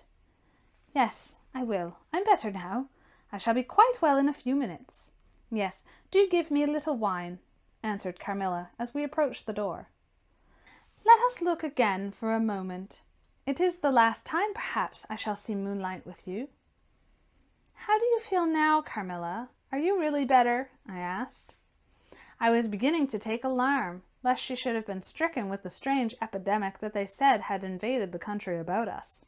"Papa would be grieved beyond measure," I added, "if he thought you were ever so little ill, without immediately letting us know. We have a very skillful doctor near us, the physician, who was with Papa to-day." "I'm sure he is. I know how kind you all are, but, dear child, I'm quite well again. There is nothing ever wrong with me but a little weakness. People say that I am languid. I am incapable of exertion. I can scarcely walk as far as a child of 3 years old, and every now and then the little strength I have falters, and I become as you have just seen me. But after all, I'm very easily set up again. In a moment I am perfectly myself. See how I have recovered."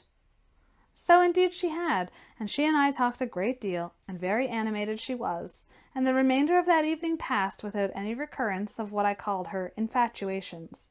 I mean her crazy talk and looks, which embarrassed and even frightened me.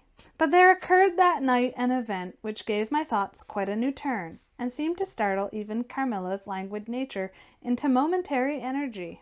Chapter 6. A Very Strange Agony. When we got into the drawing-room and had sat down to our coffee and chocolate, although Carmilla did not take any, she seemed quite herself again, and Madame and Mademoiselle de La Fontaine joined us, and made a little card party, in the course of which Papa came in for what he called his dish of tea. When the game was over, he sat down beside Carmilla on the sofa, and asked her a little anxiously whether she had heard from her mother since her arrival. She answered, no. He then asked whether she knew where a letter would reach her at present. I cannot tell, she answered ambiguously, but I have been thinking of leaving you. You have been already too hospitable and too kind to me. I have given you an infinity of trouble, and I should wish to take a carriage tomorrow and post in pursuit of her. I know where I shall ultimately find her, although I dare not yet tell you. But you must not dream of any such thing, exclaimed my father, to my great relief. We can't afford to lose you so, and I won't consent to your leaving us, except under the care of your mother, who was so good as to consent to your remaining with us till she herself should return. I should be quite happy if I knew that you heard from her, but this evening the accounts of the progress of the mysterious disease that has invaded our neighbourhood grow even more alarming, and my beautiful guest, I do feel the responsibility, unaided by advice from your mother, very much. But I shall do my best, and one thing is certain, that you must not think of leaving us without her distinct direction to that effect. We should suffer too much in parting from you to consent to it easily. Thank you, sir, 1,000 times for your hospitality, she answered, smiling bashfully. You have all been too kind to me. I have seldom been so happy in all my life before, as in your beautiful chateau under your care, and in the society of your dear daughter. So he gallantly, in his old-fashioned way, kissed her hand, smiling and pleased at her little speech. I accompanied Carmilla, as usual, to her room, and sat and chatted with her while she was preparing for bed. Do you think, I said at length, that you will ever fully confide in me? She turned round, smiling, but made no answer, only continued to smile on me. You won't answer that? I said. You can't answer pleasantly. I ought not to have asked you. You were quite right to ask me that, or anything. You do not know how dear you are to me, or you could not think any confidence too great to look for. But I am under vows. No nun half so awfully, and I dare not tell my story yet, even to you. The time is very near when you shall know everything. You will think me cruel, very selfish, but love is always selfish. The more ardent, the more selfish. How jealous I am, you cannot know. You must come with me, loving me to death, or else hate me and still come with me, and hating me through death and after. There is no such word as indifference in my apathetic nature. Now, Carmilla, you're going to talk your wild nonsense again, I said hastily. Not I, silly little fool as I am, and full of whims and fancies. For your sake, I'll talk like a sage. Were you ever at a ball? No. How you do run on! What is it like? How charming it must be! I almost forget. It has been years ago. I laughed. You are not so old. Your first ball can hardly be forgotten yet. I remember everything about it, with an effort. I see it all, as divers see what is going on above them through a medium, dense, rippling, but transparent. There occurred that night what has confused the picture and made its colours faint. I was all but assassinated in my bed, wounded here. She touched her breast, and never was the same since. Were you near dying? Yes, very. A cruel love, strange love, that would have taken my life. Love will have its sacrifices. No sacrifice without blood. Let us go to sleep now. I feel so lazy. How can I get up just now and lock my door? She was lying, with her tiny hands buried in her rich wavy hair under her cheek, her little head upon the pillow, and her glittering eyes followed me wherever I moved, with a kind of shy smile that I could not decipher. I bid her good night and crept from the room with an uncomfortable sensation. I often wondered whether our pretty guest ever said her prayers. I certainly had never seen her upon her knees. In the morning she never came down until long after our family prayers were over, and at night she never left the drawing-room to attend our brief evening prayers in the hall. If it had not been that it had casually come out in one of our careless talks that she had been baptized, I should have doubted her being a Christian. Religion was a subject on which I had never heard her speak a word. If I had known the world better, this particular neglect or antipathy would not have much surprised me. The precautions of nervous people are infectious, and persons of a like temperament are pretty sure after a time to imitate them. I had adopted Carmilla's habit of locking her bedroom door, having taken into my head all her whimsical alarms about midnight invaders and prowling assassins. I had also adopted her precaution of making a brief search through her room to satisfy herself that no lurking assassin or robber was ensconced. These wise measures taken, I got into my bed and fell asleep. A light was burning in my room. This was an old habit of very early date, and which nothing could have tempted me to dispense with. Thus fortified, I might take my rest in peace. But dreams come through stone walls, light up dark rooms, or darken light ones, and their persons make their exits and their entrances as they please, and laugh at locksmiths. I had a dream that night that was the beginning of a very strange agony. I cannot call it a nightmare, for I was quite conscious of being asleep. But I was equally conscious of being in my room and lying in bed, precisely as I actually was. I saw, or fancied I saw, the room and its furniture just as I had seen it last, except that it was very dark, and I saw something moving round the foot of the bed, which at first I could not accurately distinguish. But I soon saw that it was a sooty black animal that resembled a monstrous cat. It appeared to me about 4 or 5 feet long, for it measured fully the length of the hearthrug as it passed over it, and it continued toing and froing with the lithe, sinister restlessness of a beast in a cage. I could not cry out, although, as you may suppose, I was terrified. Its pace was growing faster, and the room rapidly darker and darker, and at length so dark that I could no longer see anything of it but its eyes. I felt it spring lightly on the bed. The 2 broad eyes approached my face, and suddenly I felt a stinging pain, as if 2 large needles darted an inch or 2 apart deep into my breast. I waked with a scream. The room was lighted by the candle that burnt there all through the night, and I saw a female figure standing at the foot of the bed, a little at the right side. It was in a dark loose dress, and its hair was down and covered its shoulders. A block of stone could not have been more still. There was not the slightest stir of respiration. As I stared at it, the figure appeared to have changed its place, and was now nearer the door. Then, close to it, the door opened, and it passed out. I was now relieved, and able to breathe and move. My first thought was that Carmilla had been playing me a trick, and that I had forgotten to secure my door. I hastened to it, and found it locked as usual on the inside. I was afraid to open it. I was horrified. I sprang into my bed and covered my head up in the bedclothes, and lay there more dead than alive till morning. Chapter 7. Descending. It would be vain my attempting to tell you the horror with which, even now, I recall the occurrence of that night. It was no such transitory terror as a demon leaves behind it. It seemed to deepen by time, and communicated itself to the room and the very furniture that had encompassed the apparition. I could not bear next day to be alone for a moment. I should have told Papa, but for 2 opposite reasons. At one time I thought he would laugh at my story, and I could not bear it being treated as a jest. And at another, I thought he might fancy that I had been attacked by the mysterious complaint which had invaded our neighborhood. I had myself no misgiving of the kind, and as he had been rather an invalid for some time, I was afraid of alarming him. I was comfortable enough with my good-natured companions, Madame Perrodon and the vivacious Mademoiselle La Fontaine. They both perceived that I was out of spirits and nervous, and at length I told them what lay so heavy at my heart. Mademoiselle laughed, but I fancied that Madame Perrodon looked anxious. "By the by," said Mademoiselle, laughing, "the long lime tree walk, behind Carmilla's bedroom willow, is haunted." "Nonsense!" exclaimed Madame, who probably thought the theme rather inopportune. "And who tells that story, my dear?"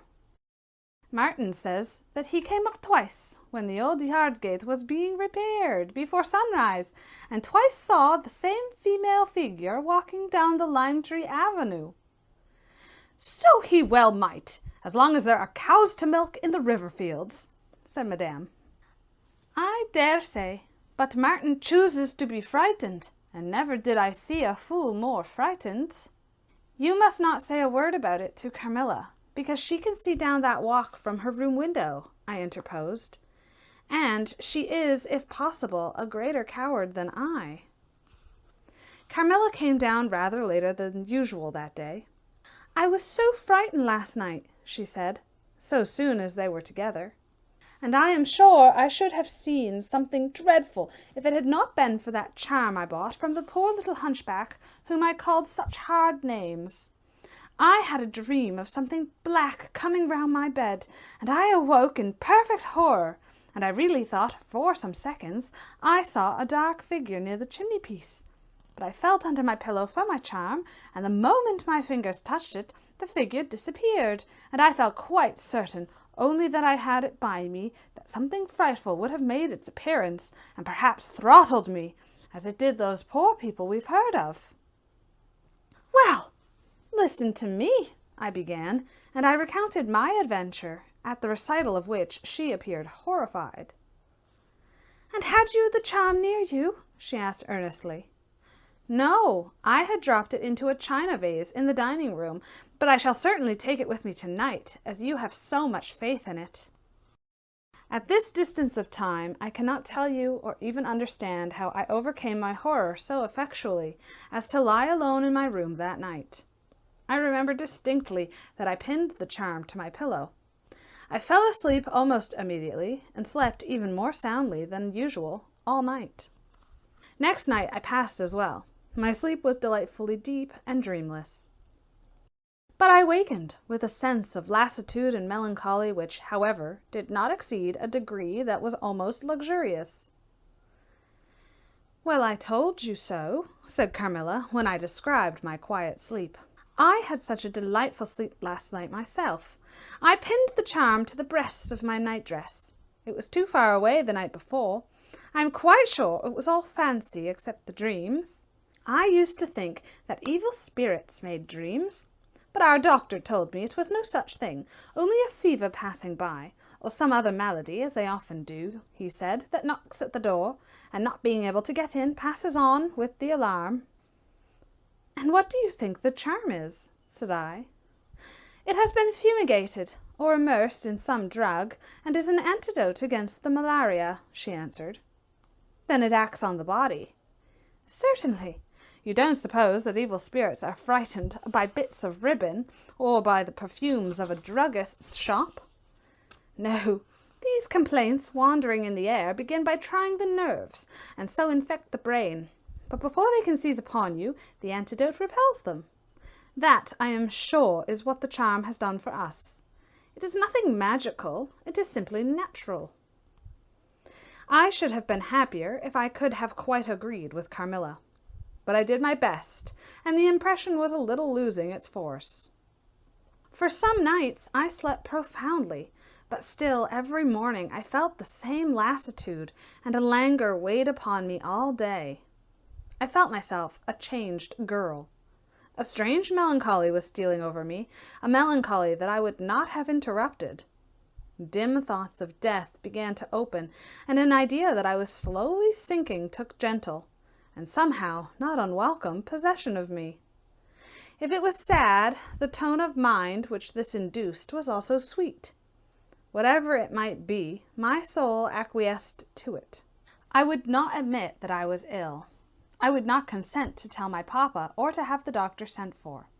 Carmilla became more devoted to me than ever, and her strange paroxysms of languid adoration more frequent. She used to gloat on me with increasing ardor the more my strength and spirits waned. This always shocked me like a momentary glare of insanity. Without knowing it, I was now in a pretty advanced stage of the strangest illness under which a mortal ever suffered. There was an unaccountable fascination in its earlier symptoms that more than reconciled me to the incapacitating effect of that stage of the malady. This fascination increased for a time until it reached a certain point, when gradually a sense of the horrible mingled itself with it, deepening, as you shall hear, until it discolored and perverted the whole state of my life. The first change I experienced was rather agreeable. It was very near the turning point from which began the descent of Avernus. Certain vague and strange sensations visited me in my sleep. The prevailing one was of that pleasant, peculiar cold thrill which we feel in bathing, when we move against the current of a river. This was soon accompanied by dreams that seemed interminable, and were so vague that I could never recollect their scenery and persons, or any one connected portion of their action. But they left an awful impression and a sense of exhaustion, as if I had passed through a long period of great mental exertion and danger. After all these dreams, there remained on waking a remembrance of having been in a place very nearly dark, and of having spoken to people whom I could not see, and especially of one clear voice, of a female's, very deep, that spoke, as if at a distance, slowly, and producing always the same sensation of indescribable solemnity and fear. Sometimes there came a sensation as if a hand was drawing softly along my cheek and neck. Sometimes it was as if warm lips kissed me, and longer and more lovingly as they reached my throat. But there, the caress fixed itself. My heart beat faster, my breathing rose and fell rapidly and full drawn. A sobbing that rose into a sense of strangulation supervened and turned into a dreadful convulsion in which my senses left me, and I became unconscious. It was now 3 weeks since the commencement of this unaccountable state. My sufferings had, during the last week, told upon my appearance. I had grown pale, my eyes were dilated and darkened underneath, and the languor which I had long felt began to display itself in my countenance. My father asked me often whether I was ill, but with an obstinacy which now seems to me unaccountable, I persisted in assuring him that I was quite well. In a sense, this was true. I had no pain. I could complain of no bodily derangement. My complaint seemed to be one of the imagination, or the nerves, and horrible as my sufferings were, I kept them, with a morbid reserve, very nearly to myself. It could not be that terrible complaint which the peasants called the opium, for I had now been suffering for 3 weeks, and they were seldom ill for much more than 3 days, when death put an end to their miseries.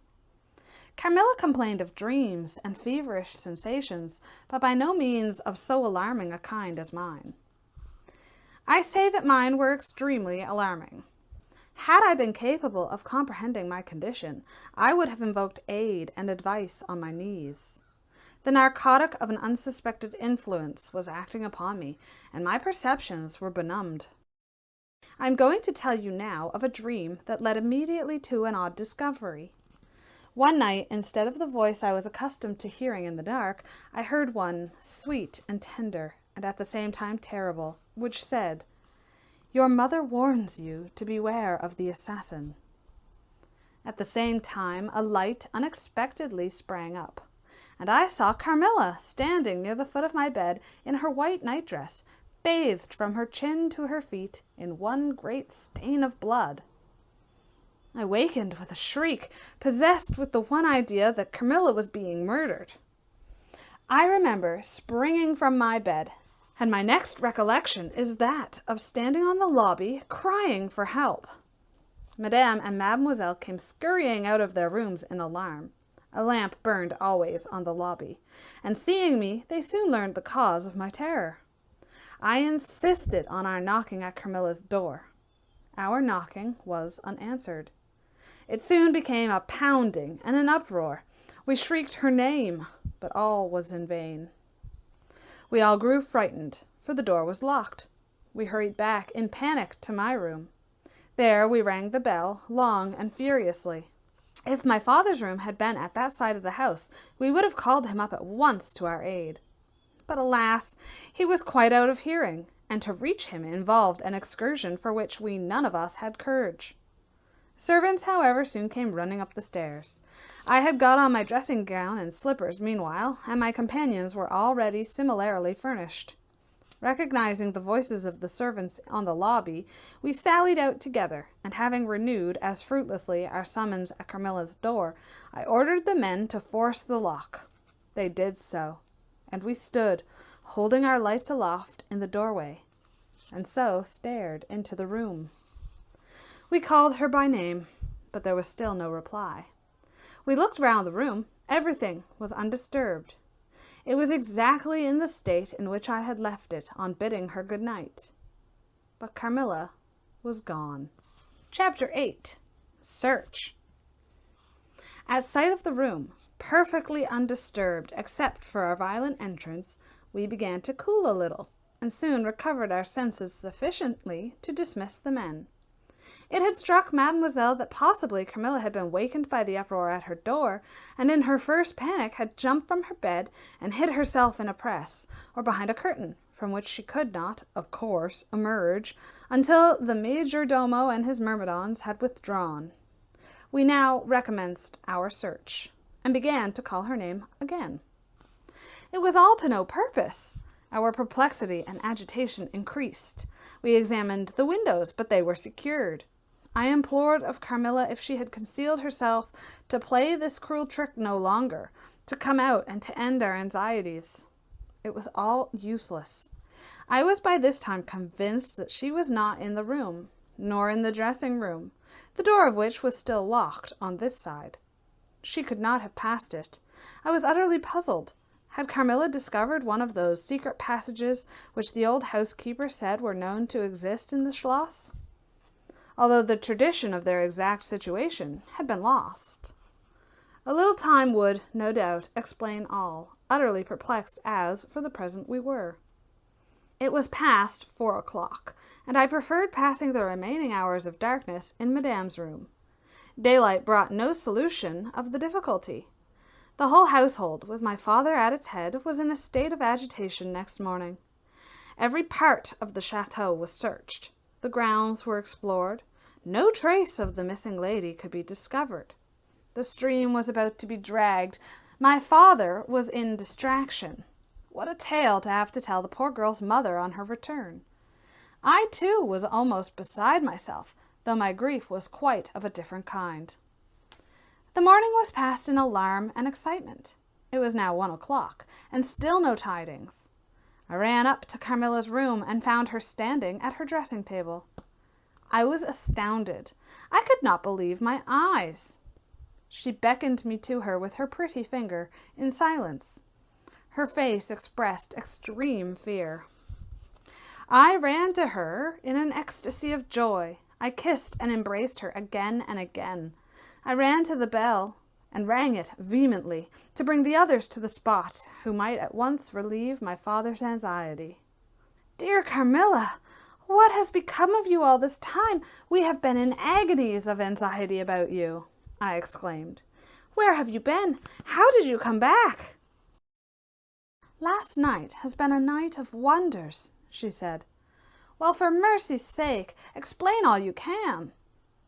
"It was past 2 last night," she said, "when I went to sleep as usual in my bed, with my doors locked, that of the dressing room and that opening upon the gallery.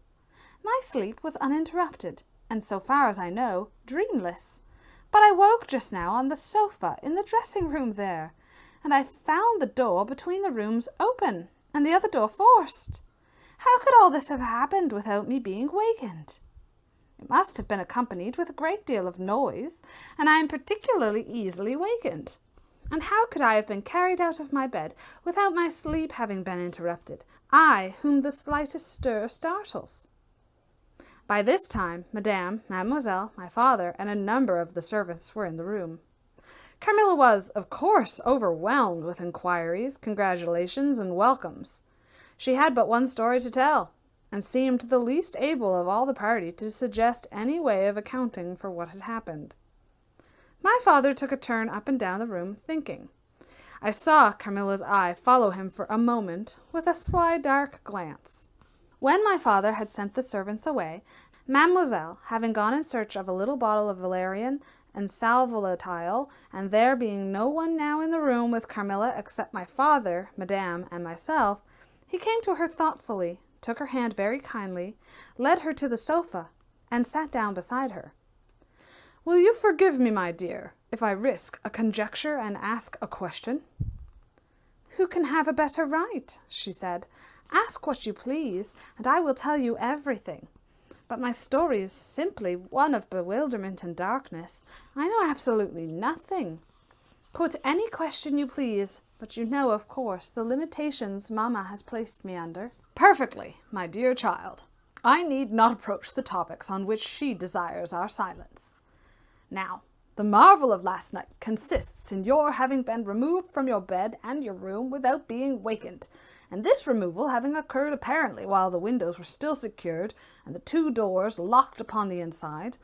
I will tell you my theory and ask you a question." Carmilla was leaning on her hand dejectedly.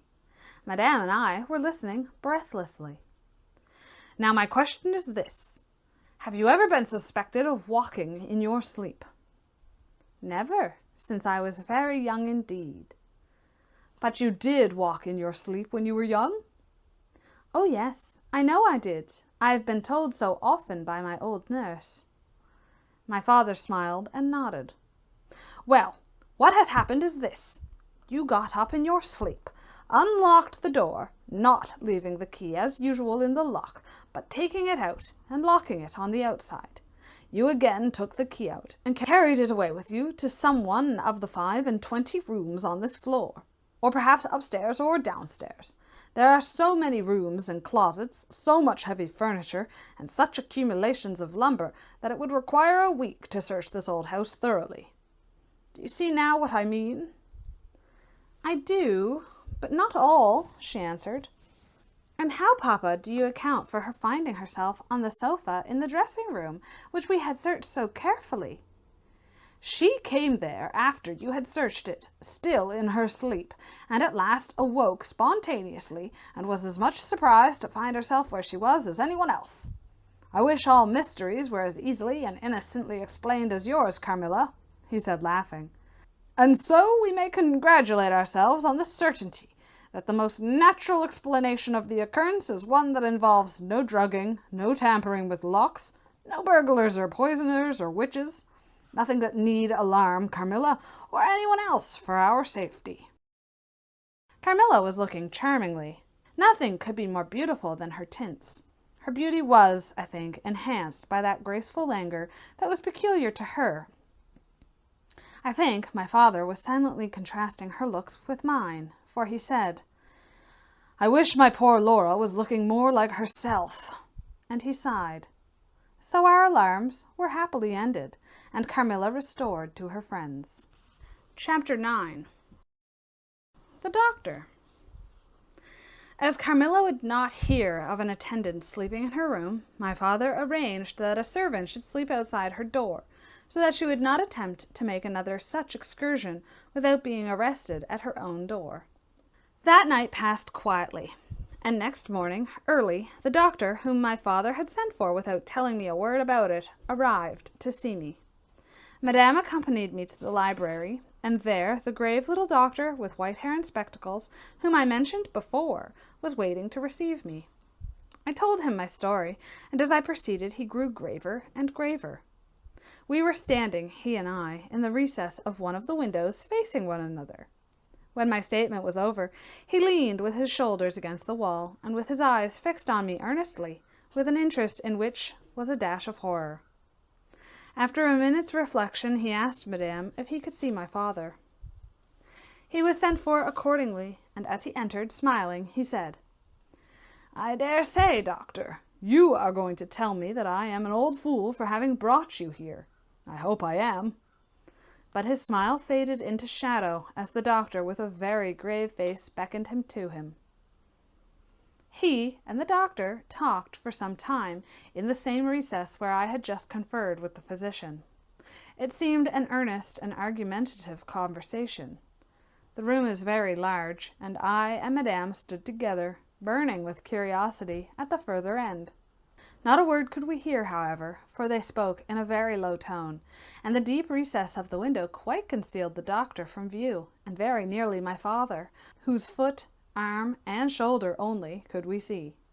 And the voices were, I suppose, all the less audible for the sort of closet which the thick wall and window formed. After a time, my father's face looked into the room. It was pale, thoughtful, and I fancied agitated. "Laura, dear, come here for a moment. Madame, we shan't trouble you, the doctor says, at present." Accordingly, I approached, for the first time a little alarmed. For, although I felt very weak, I did not feel ill, and strength, one always fancies, is a thing that may be picked up when we please. My father held out his hand to me as I drew near, but he was looking at the doctor, and he said, "It certainly is very odd. I don't understand it quite. Laura, come here, dear. Now attend to Dr. Spielsberg and recollect yourself. You mentioned a sensation like that of 2 needles piercing the skin somewhere about your neck on the night when you experienced your first horrible dream. Is there still any soreness?" "None at all," I answered. "Can you indicate with your finger about the point at which you think this occurred?" "Very little below my throat. Here," I answered. I wore a morning dress, which covered the place I pointed to. "Now, you can satisfy yourself," said the doctor. "You won't mind your papa lowering your dress a very little. It is necessary to detect a symptom of the complaint under which you have been suffering." I acquiesced. It was only an inch or 2 below the edge of my collar. "God bless me! So it is!" exclaimed my father, growing pale. "You see it now with your own eyes," said the doctor, with a gloomy triumph. "What is it?" I exclaimed, beginning to be frightened. "Nothing, my dear young lady, but a small blue spot about the size of the tip of your little finger. And now," he continued, turning to Papa, "the question is what is best to be done." "Is there any danger?" I urged, in great trepidation. "I trust not, my dear," answered the doctor. "I don't see why you should not recover. I don't see why you should not begin immediately to get better. That is the point at which the sense of strangulation begins." "Yes," I answered. "And, recollect as well as you can, the same point was a kind of centre of that thrill which you described just now, like the current of a cold stream running against you?" "It may have been. I think it was." "Ah, you see," he added, turning to my father. "Shall I say a word to Madame?" "Certainly," said my father. He called Madame to him, and said, "I find my young friend here far from well. It won't be of any great consequence, I hope, but it will be necessary that some steps be taken, which I will explain by and by. But in the meantime, Madame, you will be so good as to not let Miss Laura be alone for 1 moment. That is the only direction I need give for the present. It is indispensable." "We may rely upon your kindness, Madame, I know," added my father. Madame satisfied him eagerly. "And you, dear Laura, I know you will observe the doctor's direction. I shall have to ask your opinion upon another patient, whose symptoms slightly resemble those of my daughter, that have just been detailed to you. Very much milder in degree, but I believe quite the same sort. She is a young lady, our guest. But as you say you will be passing this way again this evening, you can't do better than take your supper here, and then you can see her. She does not come down till the afternoon." "I thank you," said the doctor. "I shall be with you then, at about 7 this evening." And then they repeated their directions to me and to Madame, and with this parting charge my father left us, and walked out with the doctor. And I saw them pacing together up and down between the road and the moat on the grassy platform in front of the castle, evidently absorbed in earnest conversation. The doctor did not return. I saw him mount his horse there, take his leave and ride away eastward through the forest. Nearly at the same time I saw the man arrive from Dranfield with the letters and dismount and hand the bag to my father. In the meantime, Madame and I were both busy, lost in conjecture as to the reasons of the singular and earnest direction which the doctor and my father had concurred in imposing. Madame, after she afterwards told me, was afraid the doctor apprehended a sudden seizure, and that without prompt assistance I might either lose my life in a fit, or at least be seriously hurt. The interpretation did not strike me, and I fancied, perhaps luckily for my nerves, that the arrangement was prescribed simply to secure a companion who would prevent my taking too much exercise, or eating unripe fruit, or doing any of the 50 foolish things to which young people are supposed to be prone. About half an hour after my father came in, he had a letter in his hand, and said, "This letter has been delayed. It is from General Spielsdorf. He might have been here yesterday. He may not come till tomorrow, or he may be here today." He put the open letter into my hand, but he did not look pleased, as he used when a guest, especially one of so much love as the General, was coming. On the contrary, he looked as if he wished him at the bottom of the Red Sea. There was plainly something on his mind which he did not choose to divulge.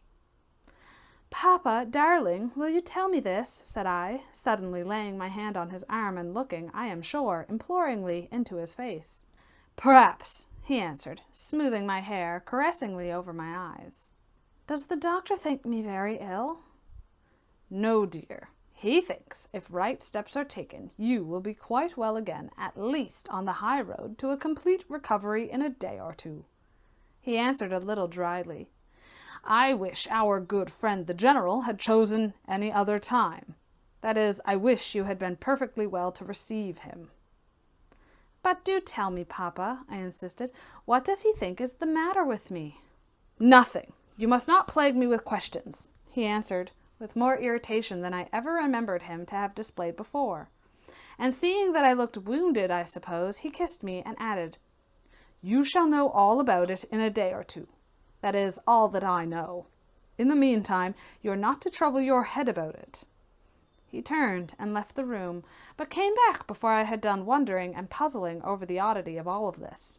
It was merely to say that he was going to Karnstein, and had ordered the carriage to be ready at 12, and that I and Madame should accompany him. He was going to see the priest who lived near those picturesque grounds, upon business, and as Carmilla had never seen them, she could follow when she came down with Mademoiselle, who would bring materials for what you call a picnic, which might be laid for us in the ruined castle. At 12 o'clock accordingly I was ready, and not long after my father, Madame, and I set out upon our projected drive. Passing the drawbridge, we turned to the right, and followed the road over the steep Gothic bridge westward, to reach the deserted village and ruined castle of Karnstein. No sylvan drive can be fancied prettier. The ground breaks into gentle hills and hollows, all clothed with beautiful wood, totally destitute of the comparative formality which artificial planting and early culture and pruning impart.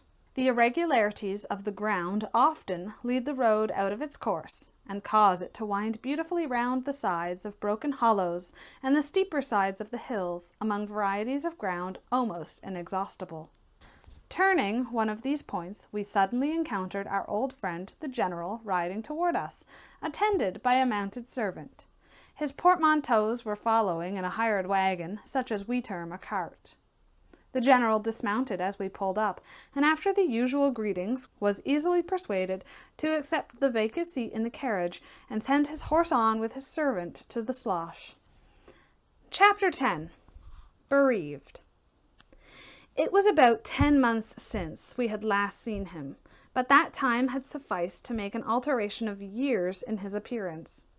He had grown thinner. Something of gloom and anxiety had taken the place of that cordial serenity which used to characterize his features. His dark blue eyes, always penetrating, now gleamed with a sterner light from under his shaggy gray eyebrows. It was not such a change as grief alone usually induces, and angrier passions seemed to have had their share in bringing it about.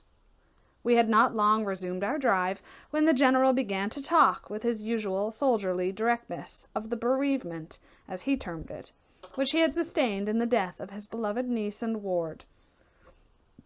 And he then broke out in a tone of intense bitterness and fury, inveighing against the hellish arts to which she had fallen a victim, and expressing with more exasperation than piety his wonder that heaven should tolerate so monstrous an indulgence of the lusts and malignity of hell.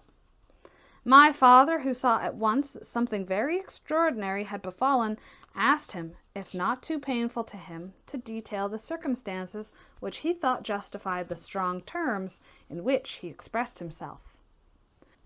"I should tell you with all pleasure," said the general, "but you would not believe me." "Why should I not?" he asked.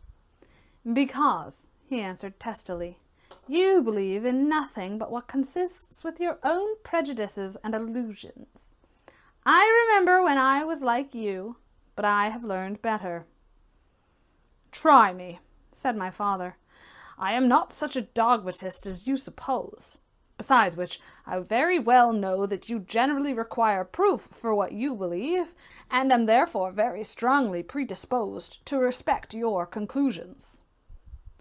"You are right in supposing that I have not been led lightly into a belief in the marvellous, for what I have experienced is marvellous, and I have been forced by extraordinary evidence to credit that which ran counter diametrically to all my theories.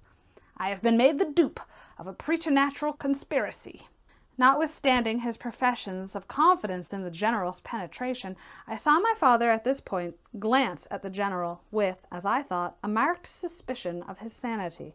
The general did not see it, luckily. He was looking gloomily and curiously into the glades and vistas of the woods that were opening before us. "You are going to the ruins of Karnstein," he said. "Yes, it is a lucky coincidence. Do you know I was going to ask you to bring me there to inspect them? I have a special object in exploring. There is a ruined chapel, ain't there, with a great many tombs of that extinct family." "So there are. Highly interesting," said my father. "I hope you are thinking of claiming the title and estates?" My father said this gaily, but the general did not recollect the laugh or even the smile, which courtesy exacts for a friend's joke. On the contrary, he looked grave and even fierce, ruminating on a matter that stirred his anger and horror. "Something very different," he said gruffly. "I mean to unearth some of those fine people. I hope by God's blessing to accomplish a pious sacrilege here, which will relieve our earth of certain monsters and enable honest people to sleep in their beds without being assailed by murderers. I have strange things to tell you, my dear friend, such as I myself would have scouted as incredible a few months since." My father looked at him again, but this time not with a glance of suspicion, with an eye rather of keen intelligence and alarm. "The house of Karnstein," he said, "has been long extinct, 100 years at least. My dear wife was maternally descended from the Karnsteins, but the name and title have long ceased to exist. The castle is ruined. The very village is deserted. It is 50 years since the smoke of a chimney was seen there. Not a roof left." "Quite true. I have heard a great deal about that since I last saw you, a great deal that will astonish you.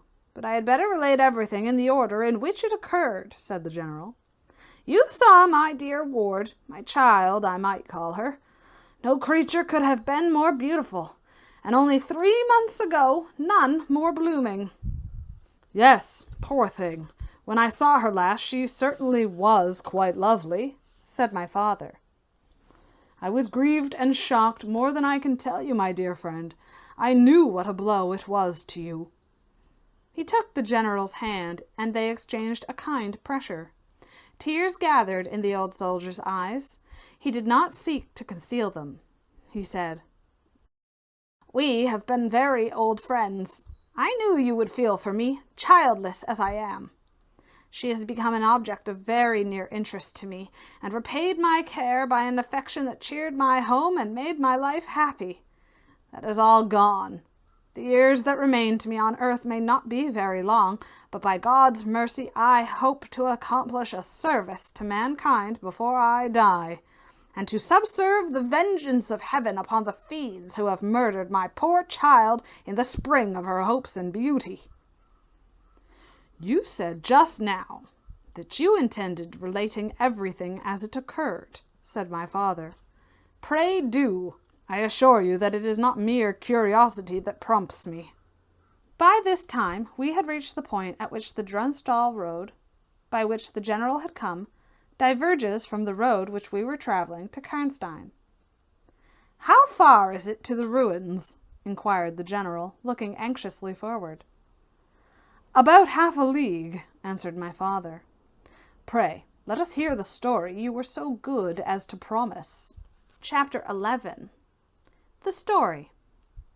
"With all my heart," said the general, with an effort, and after a short pause in which to arrange his subject, he commenced one of the strangest narratives I ever heard.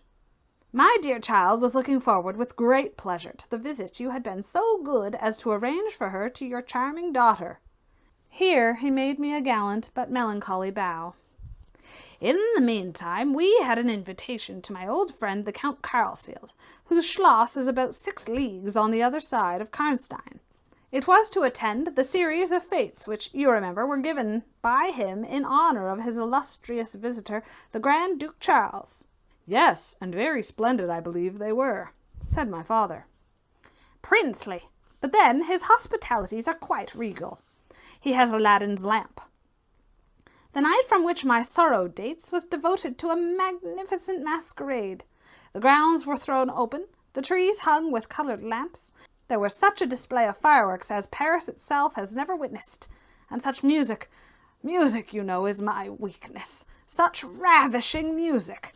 The finest instrument band, perhaps, in the world, and the finest singers who could be collected from all the great operas in Europe. As you wandered through these fantastically illuminated grounds, the moon-lighted chateau throwing a rosy light from its long rows of windows, you would suddenly hear those ravishing voices stealing from the silence of some grove or rising from boats upon the lake. I felt myself, as I looked and listened, carried back into the romance and poetry of my early youth. When the fireworks were ended and the ball beginning, we returned to the noble suites of rooms that were thrown open to the dancers. A masked ball, you know, is a beautiful sight, but so brilliant a spectacle of the kind I never saw before. It was a very aristocratic assembly. I was myself the only nobody present.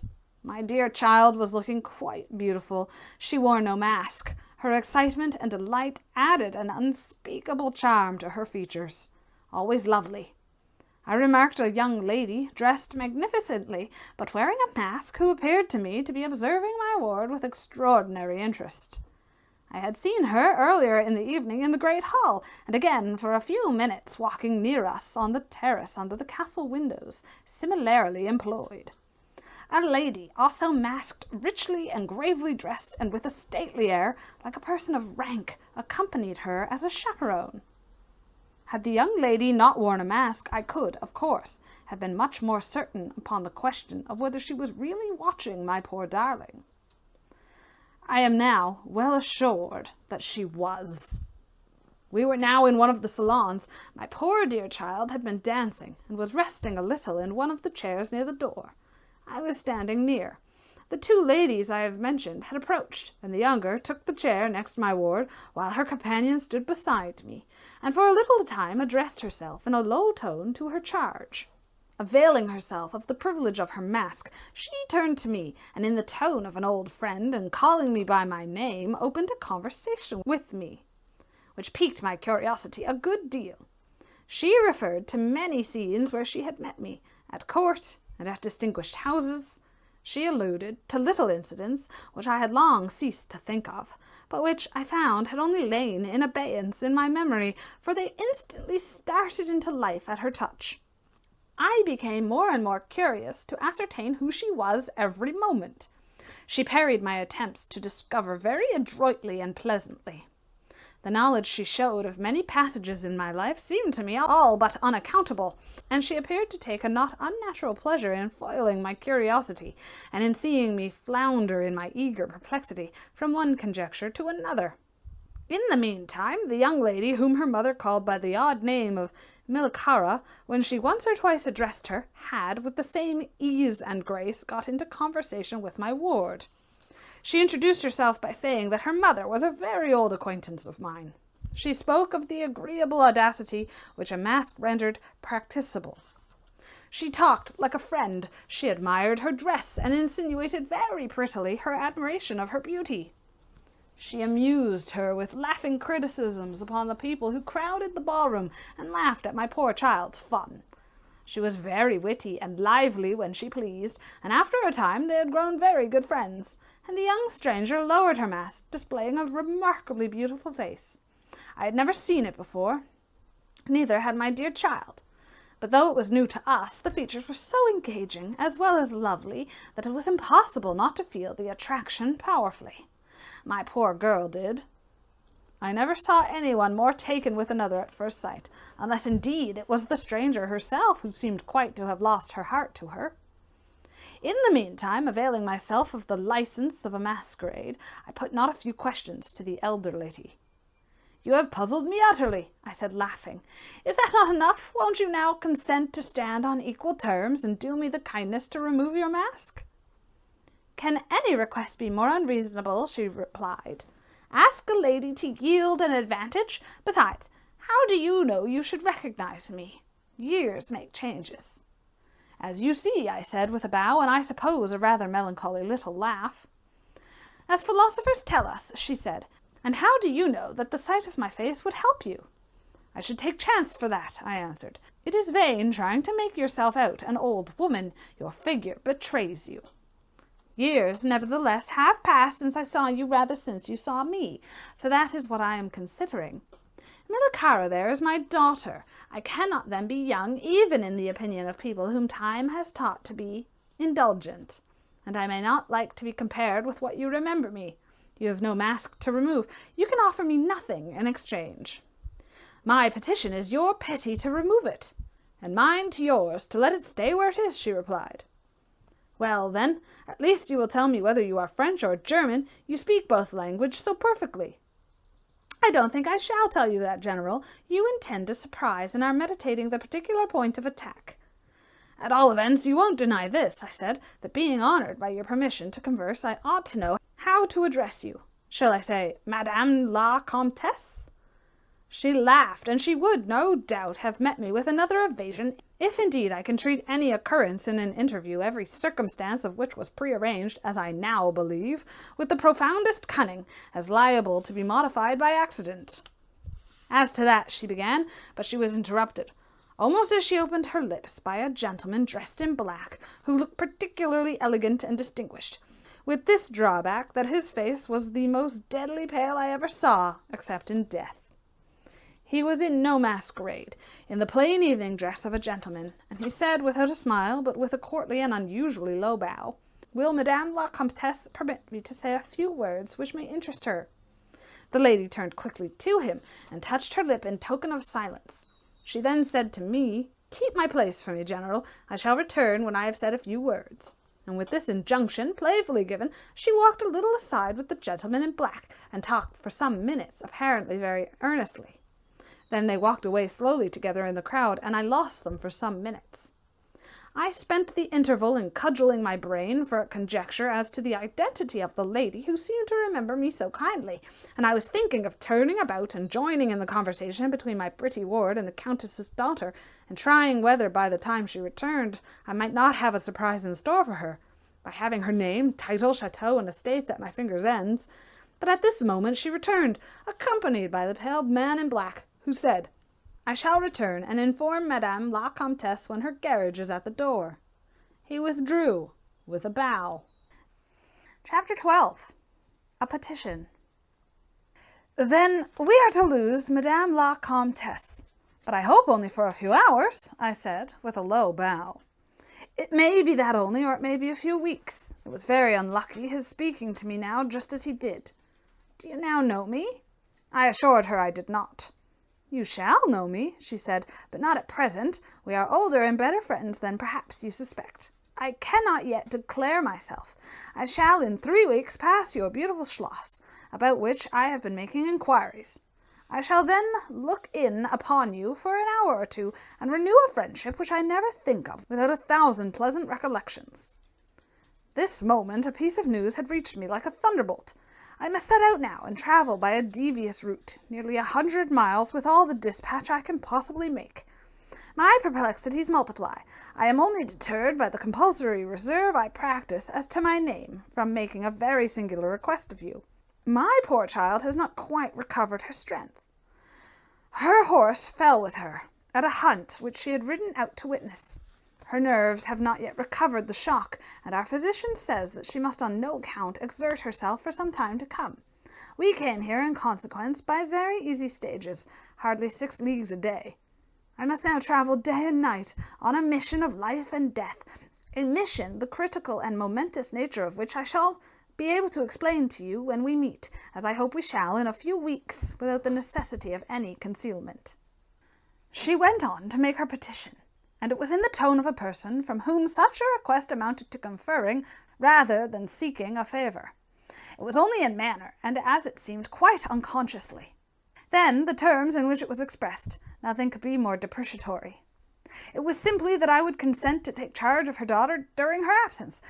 This was, all things considered, a strange, not to say an audacious request. She in some sort disarmed me by stating and admitting everything that could be urged against it, and throwing herself entirely upon my chivalry. At the same moment, by a fatality that seems to have predetermined all that happened, my poor child came to my side, and in an undertone besought me to invite her new friend Milicara to pay us a visit. She had just been sounding her, and thought, if her mamma would allow her, she would like it extremely. At another time I should have told her to wait a little, until at least we knew who they were. But I had not a moment to think in. The 2 ladies assailed me together, and I must confess the refined and beautiful face of the young lady, about which there was something extremely engaging, as well as the elegance and fire of high birth, determined me. And quite overpowered, I submitted, and undertook too easily the care of the young lady whom her mother called Milicara. The Countess beckoned to her daughter, who listened with grave attention while she told her in general terms how suddenly and peremptorily she had been summoned, and also of the arrangements she had made for her under my care, adding that I was one of her earliest and most valued friends. I made, of course, such speeches as the case seemed to call for, and found myself on reflection in a position which I did not half like. The gentleman in black returned, and very ceremoniously conducted the lady from the room. The demeanour of this gentleman was such as to impress me with the conviction that the Countess was a lady of very much more importance than her modest title alone might have led me to assume. Her last charge to me was that no attempt was to be made to learn more about her than I might have already guessed, until her return. Our distinguished host, whose guest she was, knew her reasons. But here, she said, neither I nor my daughter could safely remain for more than a day. I removed my mask imprudently for a moment about an hour ago, and too late I fancied you saw me, so I resolved to seek an opportunity of talking a little to you. Had I found that you had seen me, I would have thrown myself on your high sense of honour to keep my secret some weeks. As it is, I am satisfied that you did not see me, but if you now suspect, or on reflection should suspect who I am, I commit myself in like manner entirely to your honour. My daughter will observe the same secrecy, and I well know that you will, from time to time, remind her, lest she should thoughtlessly disclose it." She whispered a few words to her daughter, kissed her hurriedly twice, and went away, accompanied by the pale gentleman in black, and disappeared into the crowd. "In the next room," said Milicara, "there is a window that looks upon the hall door. I should like to see the last of Mamma, and to kiss my hand to her." We assented, of course, and accompanied her to the window. We looked out, and saw a handsome old-fashioned carriage, with a troop of couriers and footmen. We saw the slim figure of the pale gentleman in black, as he held a thick velvet cloak, and placed it about her shoulders, and threw the hood over her head. She nodded to him, and just touched his hand with hers. He bowed low repeatedly as the door closed, and the carriage began to move. "She is gone," said Milicara with a sigh. "She is gone," I repeated to myself for the first time, the hurried moments that had elapsed since my consent, reflecting upon the folly of my act. "She did not look up," said the young lady plaintively. The Countess had taken off her mask, perhaps, and did not care to show her face, I said, and she could not know that you were in the window. She sighed and looked in my face. She was so beautiful that I relented. I was sorry I had for a moment repented of my hospitality, and I determined to make her amends for the unavowed churlishness of my reception. The young lady, replacing her mask, joined my ward in persuading me to return to the grounds where the concert was soon to be renewed. We did so, and walked up and down the terrace that lies under the castle windows. Milicara became very intimate with us, and amused us with lively descriptions and stories of most of the great people whom we saw upon the terrace. I liked her more and more every minute. Her gossip, without being ill-natured, was extremely diverting to me, who had been so long out of the great world. I thought what life she would give to our sometimes lonely evenings at home. This ball was not over until the morning sun had almost reached the horizon. It pleased the Grand Duke to dance till then, so loyal people could not go away or think of bed. We had just got through the crowded saloon when my ward asked me what had become of Milicara. I thought she had been at her side, and she fancied she was by mine. The fact was we had lost her. All my efforts to find her were vain. I feared that she had mistaken, in the confusion of momentary separation from us, other people for her new friends, and had possibly pursued and lost them in the extensive grounds which were thrown open to us. Now, in its full force, I recognized a new folly in my having undertaken the charge of a young lady without so much as knowing her name, and fettered as I was by promises of the reasons for imposing which I knew nothing, I could not even point my inquiries by saying that the missing young lady was the daughter of the Countess who had taken her departure a few hours before. Morning broke. It was clear daylight before I gave up my search. It was not till near 2 o'clock the next day that we heard anything of my missing charge. At about that time a servant knocked at my niece's door to say that he had been earnestly requested by a young lady, who appeared to be in great distress, to make out where she could find the General Baron Spielsdorf, and the young lady his daughter, in whose charge she had been left by her mother. There could be no doubt, notwithstanding the slight inaccuracy, that our young friend had turned up. And so she had. Would to heaven we had lost her. She told my poor child a story to account for her having failed to recover us for so long. Very late, she said, she had got to the housekeeper's bedroom in despair of finding us, and then had fallen into a deep sleep which, long as it was, had hardly sufficed to recruit her strength after the fatigues of the ball. That day Milicara came home with us. I was only too happy, after all, to have secured so charming a companion for my dear girl.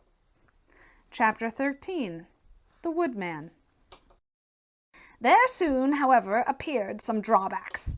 In the first place, Milicara complained of extreme languor, the weakness that remained after her late illness, and she never emerged from her room till the afternoon was pretty far advanced.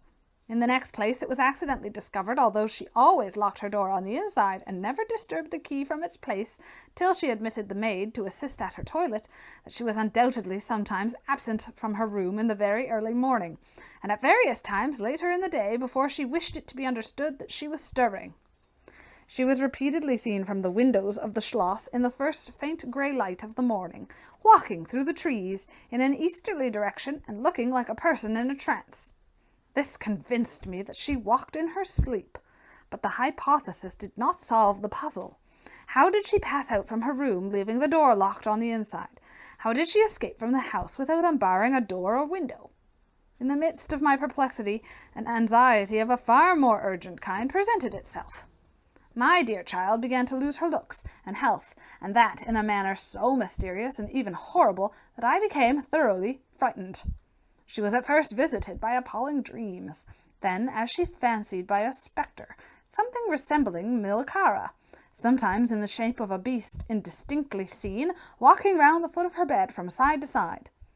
Lastly came sensations. One, not unpleasant, but very peculiar, she said, resembled the flow of an icy stream against her breast.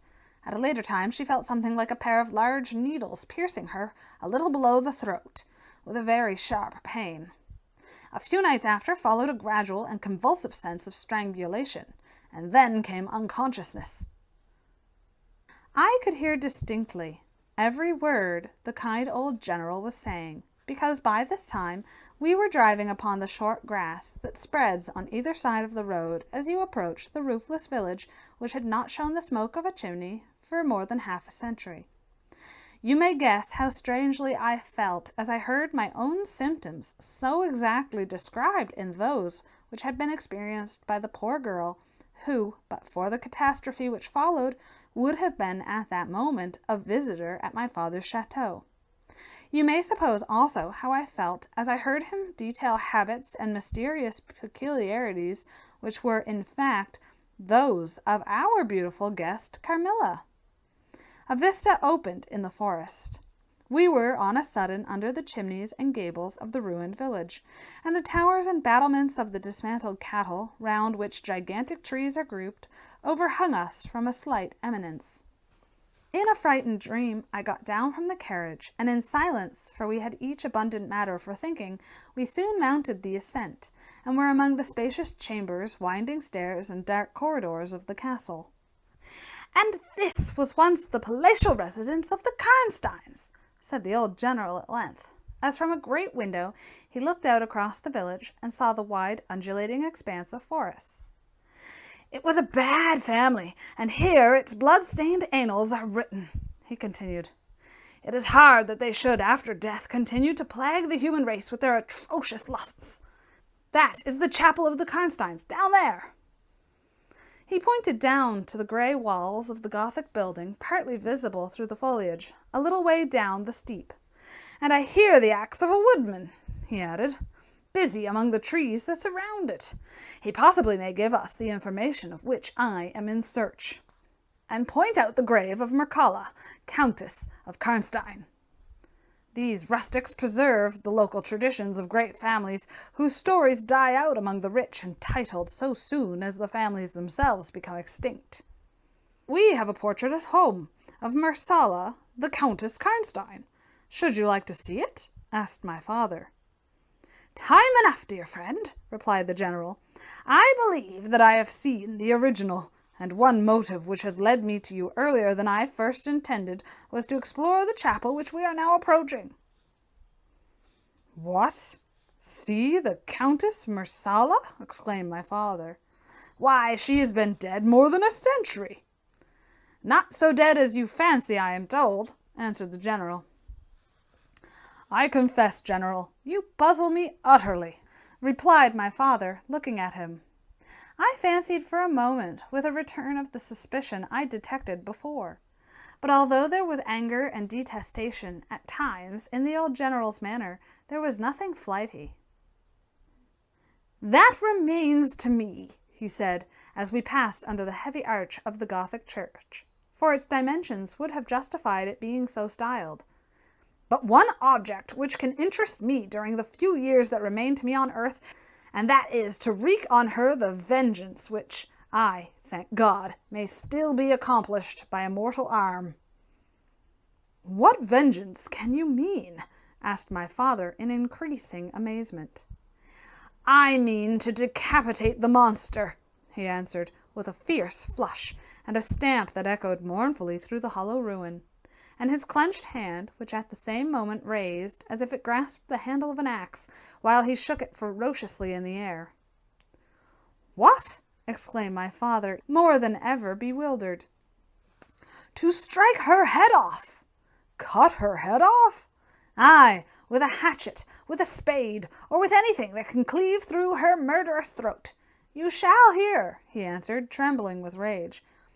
And hurrying forward, he said, "That beam will answer for a seat. Your dear child is fatigued. Let her be seated, and I will in a few sentences close my dreadful story." The squared block of wood which lay on the grass-grown pavement of the chapel formed a bench on which I was very glad to seat myself. And in the meantime the general called to the woodman, who had been removing some boughs which leaned upon the old walls, and axe in hand the hardy old fellow stood before us.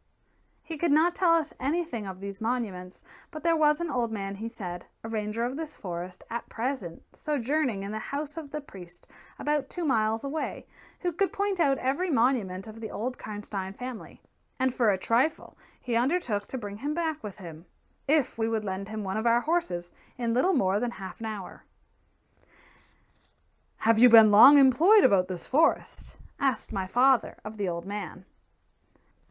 "I've been a woodman here before," he answered in his patois, "under the forester all my days. So has my father before me, and so on, as many generations as I can count up.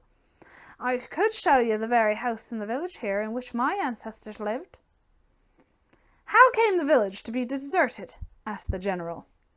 "It was troubled by revenants, sir. Several were tracked to their graves there, detected by the usual tests, and extinguished in the usual ways, by decapitation, by the stake, and by burning, but not until many of the villagers were killed."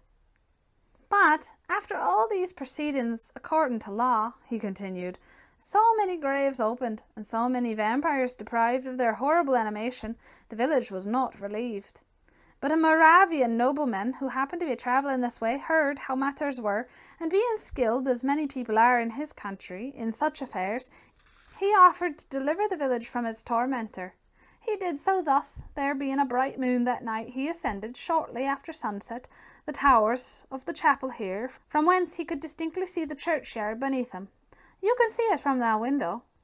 From this point he watched until he saw the vampires come out of his grave, and place near it with the linen clothes in which he had been folded, and then glide away toward the village to plague its inhabitants. The stranger, having seen all this, came down from the steeple, took the linen wrappings of the vampire, and carried them up to the top of the tower, which he again mounted. When the vampire returned from his prowlings and missed his clothes, he cried furiously to the Moravian, whom he saw at the summit of the tower, and who in reply beckoned him to ascend and take him.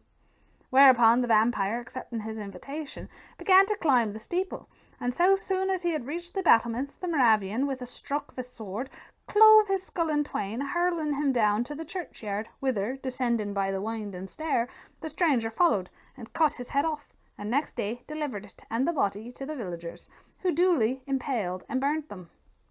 This Moravian nobleman had authority from the then head of the family to remove the tomb of Mircalla, Countess Karnstein, which he did effectually, so that in a little while its site was clean forgotten. "Can you point out where it stood?" asked the general eagerly.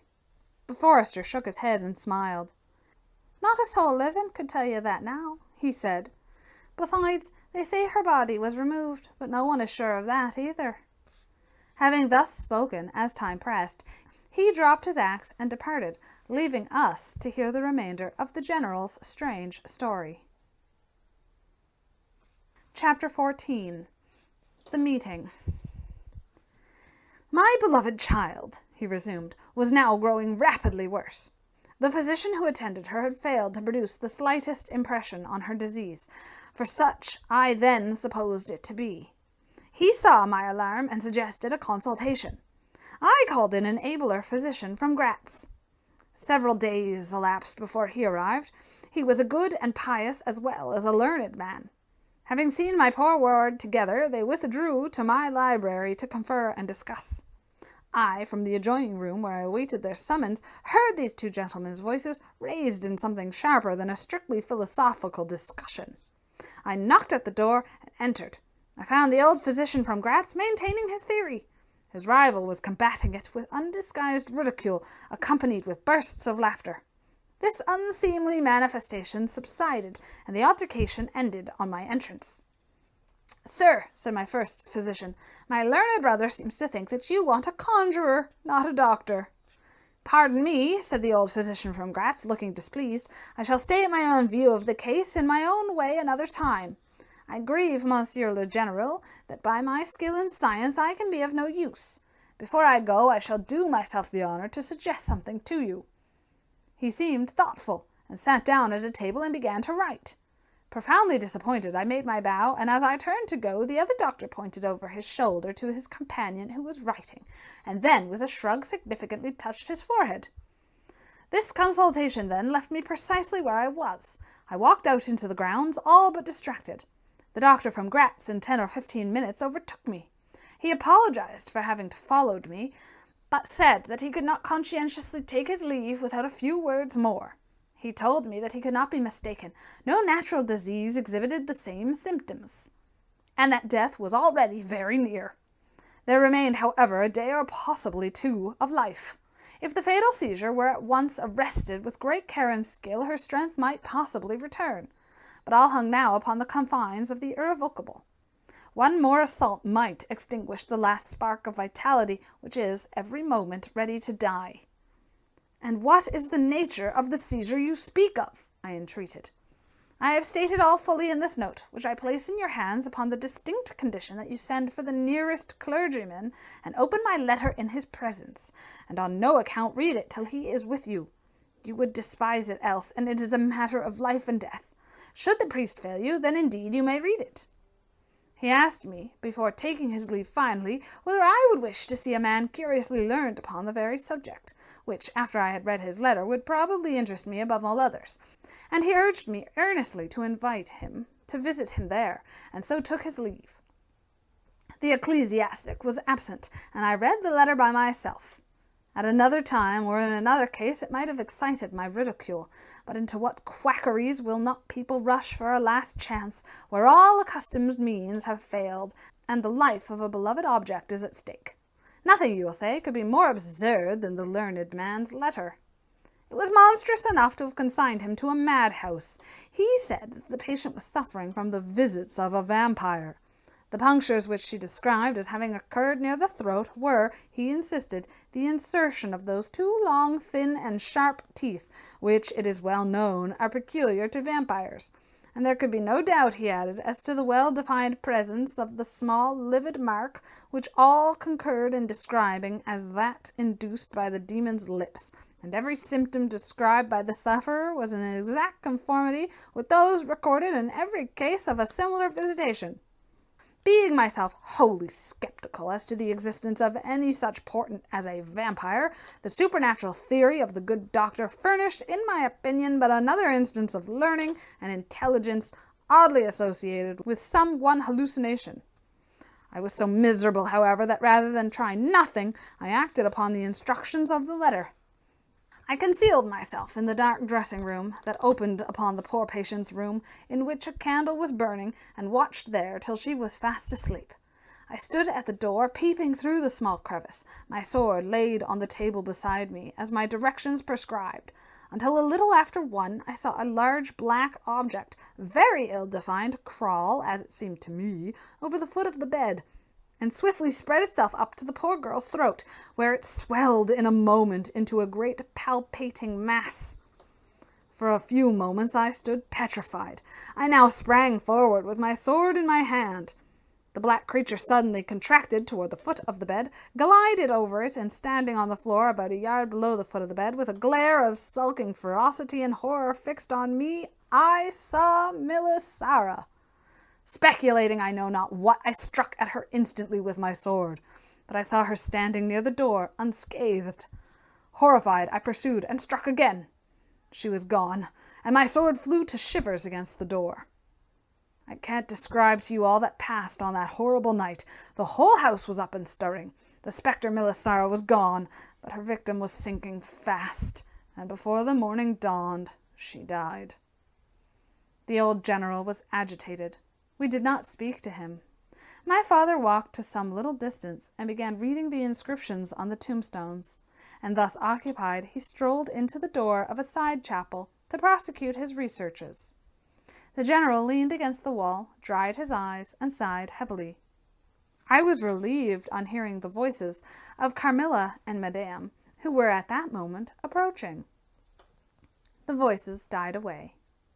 In this solitude, having just listened to so strange a story, connected as it was with the great and titled dead, whose monuments were mouldering among the dust and ivy round us, and every incident of which bore so awfully upon my own mysterious case, in this haunted spot, darkened by the towering foliage that rose on every side, dense and high above its noiseless walls, a horror began to steal over me, and my heart sank as I thought that my friends were, after all, not about to enter and disturb this triste and ominous scene. The old general's eyes were fixed on the ground as he leaned with his hand upon the basement of a shattered monument. Under a narrow arched doorway, surmounted by one of those demoniacal grotesques in which the cynical and ghastly fancy of old Gothic carvings delight, I saw very gladly the beautiful face and figure of Carmilla enter the shadowy chapel. I was just about to rise and speak, and nodded, smiling, in answer to her peculiarly engaging smile, when with a cry the old man by my side caught up the woodman's hatchet and started forward. On seeing him, a brutalized change came over her features. It was an instantaneous and horrible transformation, as she made a crouching step backwards. Before I could utter a scream, he struck at her with all his force, but she dived under his blow, and unscathed caught him in her tiny grasp by the wrist. He struggled for a moment to release his arm, but his hand opened, and the axe fell to the ground, and the girl was gone. He staggered against the wall, his gray hair stood upon his head, and a moisture shone over his face, as if he were at the point of death. The frightful scene had passed in a moment. The first thing I recollect after is Madame standing before me and impatiently repeating again and again the question, "Where is Mademoiselle Carmilla?" I answered at length, "I don't know. I can't tell. She went there." And I pointed to the door through which Madame had just entered. "Only a minute or two since." "But I have been standing there in the passage ever since Mademoiselle Carmilla entered. She did not return." She then began to call Carmilla through every door and passage and from the windows, but no answer came. "She called herself Carmilla?" asked the general, still agitated. "Carmilla, yes," I answered. "Aye," he said, "that is Milasara. That is the same person who long ago was called Mircalla. Countess Karnstein. Depart from this accursed ground, my poor child, as quickly as you can. Drive to the clergyman's house, and stay there till we come. Begone! May you never behold Carmilla more. You will not find her here." Chapter 15. Ordeal and Execution. As he spoke, one of the strangest-looking men I ever beheld entered the chapel at the door through which Carmilla had made her entrance and her exit. He was tall, narrow-chested, stooping with high shoulders, and dressed in black. His face was brown and dried in with deep furrows. He wore an oddly shaped hat with a broad leaf. His hair, long and grizzled, hung on his shoulders. He wore a pair of gold spectacles and walked slowly, with an odd shambling gait, with his face sometimes turned up to the sky and sometimes bowed down toward the ground. He seemed to wear a perpetual smile. His long, thin arms were swinging, and his lank hands in old black gloves, ever so much too wide for them, waving and gesticulating in utter abstraction. "The very man!" exclaimed the general, advancing with manifest delight. "My dear Baron, how happy I am to see you! I had no hope of meeting you so soon." He sighed to my father, who had by this time returned, and leading the fantastic old gentleman whom he called the Baron to meet him, he introduced them formally, and they at once entered into earnest conversation.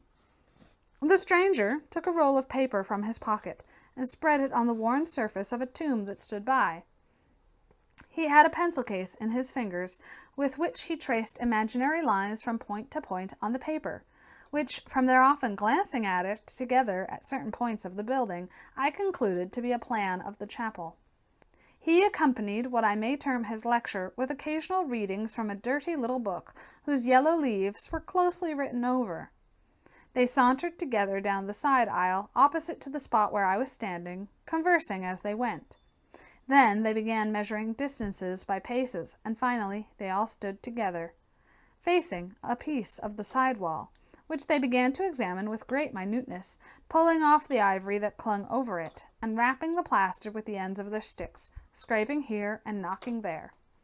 At length they ascertained the existence of a broad marble tablet with letters carved in relief upon it. With the assistance of the woodman, who soon returned a monumental inscription, and carved escutcheon were disclosed. They proved to be those of the long-lost monument of Mircalla, Countess Karnstein. The old general, though now I fear given to the praying mood, raised his hands and eyes to heaven in mute thanksgiving for some moments. "Tomorrow," I heard him say, "the commissioner will be here, and the inquisition will be held according to law." Then, turning to the old man with the gold spectacles whom I have described, he shook him warmly by both hands and said, Baron, how can I thank you? How can we all thank you? You will have delivered this region from a plague that has scourged its inhabitants for more than a century. The horrible enemy, thank God, is at last tracked." My father led the stranger aside, and the general followed. I know that he had led them out of hearing, that he might relate my case, and I saw them glance often, quickly at me, as the discussion proceeded. My father came to me, kissed me again and again, and leading me from the chapel said, "It is time to return, but before we go home we must add to our party the good priest, who lives but a little way from this, and persuade him to accompany us to the slough." In this quest we were successful, and I was glad, being unspeakably fatigued when we reached home. But my satisfaction was changed to dismay on discovering that there were no tidings of Carmilla. Of the scene that had occurred in the ruined chapel, no explanation was offered to me, and it was clear that it was a secret which my father, for the present, determined to keep from me. The sinister absence of Carmilla made the remembrance of the scene more horrible to me. The arrangements for the night were singular. 2 servants and Madame were to sit up in my room that night, and the ecclesiastic with my father kept watch in the adjoining dressing-room. The priest had performed certain solemn rites that night, the purport of which I did not understand any more than I comprehended the reason for this extraordinary precaution taken for my safety during sleep. I saw all clearly a few days later. The disappearance of Carmilla was followed by the discontinuance of my nightly sufferings. You have heard, no doubt, of the appalling superstition that prevails in Upper and Lower Styria, in Moravia, Silesia, in Turkish Serbia, in Poland, even in Russia, the superstition, so we must call it, of the vampire. If human testimony, taken with every care and solemnity, judicially before commissions innumerable, each consisting of many members, all chosen for integrity and intelligence, and constituting reports more voluminous perhaps than exist upon any one other class of cases, is worth anything, it is difficult to deny or even to doubt the existence of such a phenomenon as the vampire. For my part, I have heard no theory by which to explain what I myself have witnessed and experienced other than that supplied by the ancient and well-attested belief of the country. The next day the formal proceedings took place in the chapel of Karnstein. The grave of the Countess Mircalla was open, and the general and my father recognized each his perfidious and beautiful guest in the face now disclosed to view. The features, though 150 years had passed since her funeral, were tinted with the warmth of life. Her eyes were open. No cadaverous smell exhaled from the coffin. The 2 medical men, one officially present, the other on the part of the promoter of the inquiry, attested the marvelous fact that there was a faint but appreciable respiration, and a corresponding action of the heart. The limbs were perfectly flexible, the flesh elastic, and the leaden coffin floated with blood, in which, to a depth of 7 inches, the body lay immersed. Here, then, were all the admitted signs and proofs of vampirism. The body, therefore, in accordance with the ancient practice, was raised, and a sharp stake driven through the heart of the vampire, who uttered a piercing shriek at the very moment, in all respects such as might escape from a living person in the last agony. Then the head was struck off, and a torrent of blood flowed from the severed neck. The body and head was next placed on a pile of wood, and reduced to ashes, which were thrown upon the river and borne away, and that territory has never since been plagued by the visits of a vampire. My father has a copy of the report of the Imperial Commission, with the signatures of all who were present at these proceedings, attached in verification of the statement. It is from this official paper that I have summarized my account of this last shocking scene. Chapter 16. Conclusion. I write all this, you suppose, with composure, but far from it. I cannot think of it without agitation. Nothing but your earnest desire so repeatedly expressed could have induced me to sit down to a task that has unstrung my nerves for months to come, and re-induced a shadow of the unspeakable horror which years after my deliverance continued to make my days and nights dreadful, and solitude insupportably terrific. Let me add a word or two about that quaint Baron Vordenburg, to whose curious lore we were indebted for the discovery of the Countess Mersala's grave. He had taken up his abode in Gratz, where, living upon a mere pittance, which was all that remained to him of the once princely estates of his family in Upper Styria, he devoted himself to the minute and laborious investigation of the marvelously authenticated tradition of vampirism. He had at his fingers' ends all the great and little works upon the subject.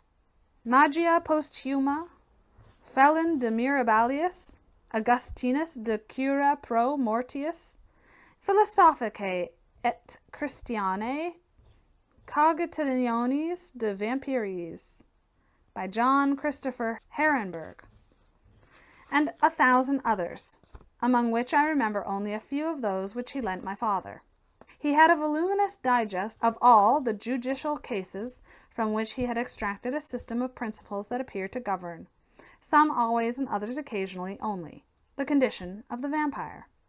I may mention in passing that the deadly pallor attributed to that sort of revenants is a mere melodramatic fiction. They present in the grave, and when they show themselves in human society, the appearance of healthy life. When disclosed to light in their coffins, they exhibit all the symptoms that are enumerated as those which proved the vampire life of the long-dead Countess Karnstein. How they escape from their graves and return to them for certain hours every day without displacing the clay or leaving any trace of disturbance in the state of the coffin or the cerements has always been admitted to be utterly inexplicable. The amphibious existence of the vampire is sustained by daily renewed slumber in the grave. Its horrible lust for living blood supplies the vigor of its waking existence. The vampire is prone to be fascinated with an engrossing vehemence, resembling the passion of love, by particular persons. In pursuit of these, it will exercise inexhaustible patience and stratagem, for access to a particular object may be obstructed in 100 ways. It will never desist until it has satiated its passion and drained the very life of its coveted victim. But it will, in these cases, husband and protract its murderous enjoyment with the refinement of an epicure, and heighten it by the gradual approaches of an artful courtship. In these cases, it seems to yearn for something like sympathy and consent. In ordinary ones, it goes direct to its object, overpowers with violence, and strangles and exhausts, often at a single feast. The vampire is apparently subject in certain situations to special conditions. In the particular instance of which I have given you a relation, Mersala seemed to be limited to a name which, if not her real one, should at least reproduce, without the omission or addition of a single letter, those, as we say, anagrammatically, which compose it. Carmilla did this. So did Milicara. My father related to the Baron Vordenburg, who remained with us for 2 or 3 weeks after the expulsion of Carmilla, the story about the Moravian nobleman and the vampire at Karnstein churchyard, and then he asked the Baron how he had discovered the exact position of the long-concealed tomb of the Countess Mersala. The Baron's grotesque features puckered up into a mysterious smile. He looked down, still smiling, on his worn spectacle case and fumbled with it. Then, looking up, he said, "I have many journals and other papers written by that remarkable man. The most curious among them is one treating of the visit of which you speak to Karnstein. The tradition, of course, discolors and distorts a little. He might have been termed a Moravian nobleman, for he had changed his abode to that territory, and was, besides, a noble. But he was, in truth, a native of Upper Styria. It is enough to say that in very early youth he had been a passionate and favoured lover of the beautiful Mersala, Countess Karnstein. Her early death plunged him into inconsolable grief. It is the nature of vampires to increase and multiply, but according to an ascertained and ghostly law. Assume at starting a territory perfectly free from the pest. How does it begin, and how does it multiply itself? I will tell you. A person, more or less wicked, puts an end to himself. A suicide, under certain circumstances, becomes a vampire. That spectre visits living people in their slumbers. They die, and almost invariably in the grave develop into vampires. This happened to be the case of the beautiful Mersala, who was haunted by one of those demons. My ancestor Vordenberg, whose title I still bear, soon discovered this, and in the course of the studies to which he devoted himself learned a great deal more. Among other things, he concluded that suspicion of vampirism would probably fall, sooner or later, upon the dead countess, who in life had been his idol. He conceived a horror, be she what she might, of her remains being profaned by the outrage of a posthumous execution. He has left a curious paper to prove that the vampire, on its expulsion from its amphibious existence, is projected into a far more horrible life, and he resolved to save his once beloved Mersala from this. He adopted the stratagem of a journey here, and pretended removal of her remains and a real obliteration of her monument. When age had stolen upon him, and from the veil of years he looked back on the scenes he was leaving, he considered in a different spirit what he had done, and a horror took possession of him. He made the tracings and notes which have guided me to the very spot, and drew up a confession of the deception that he had practiced. If he had intended any further action in the matter, death prevented him, and the hand of a remote descendant has, too late for many, directed the pursuit to the lair of the beast. We talked a little more, and among other things he said was this: "One sign of the vampire is the power of the hand. The slender hand of Mersala closed like a vice of steel on the general's wrist when he raised the hatchet to strike. But its power is not confined to its grasp. It leaves a numbness in the limb it seizes, which is slowly, if ever, recovered from." The following spring, my father took me a tour through Italy. We remained away for more than a year. It was long before the terror of recent events subsided, and to this hour the image of Carmilla returns to memory with ambiguous alternations. Sometimes the playful, languid, beautiful girl, sometimes the writhing fiend I saw in the ruined church. And often, from a reverie I have started, fancying I heard the light steps of Carmilla at the drawing-room door. The end. And that, my friends, is the story of Carmilla.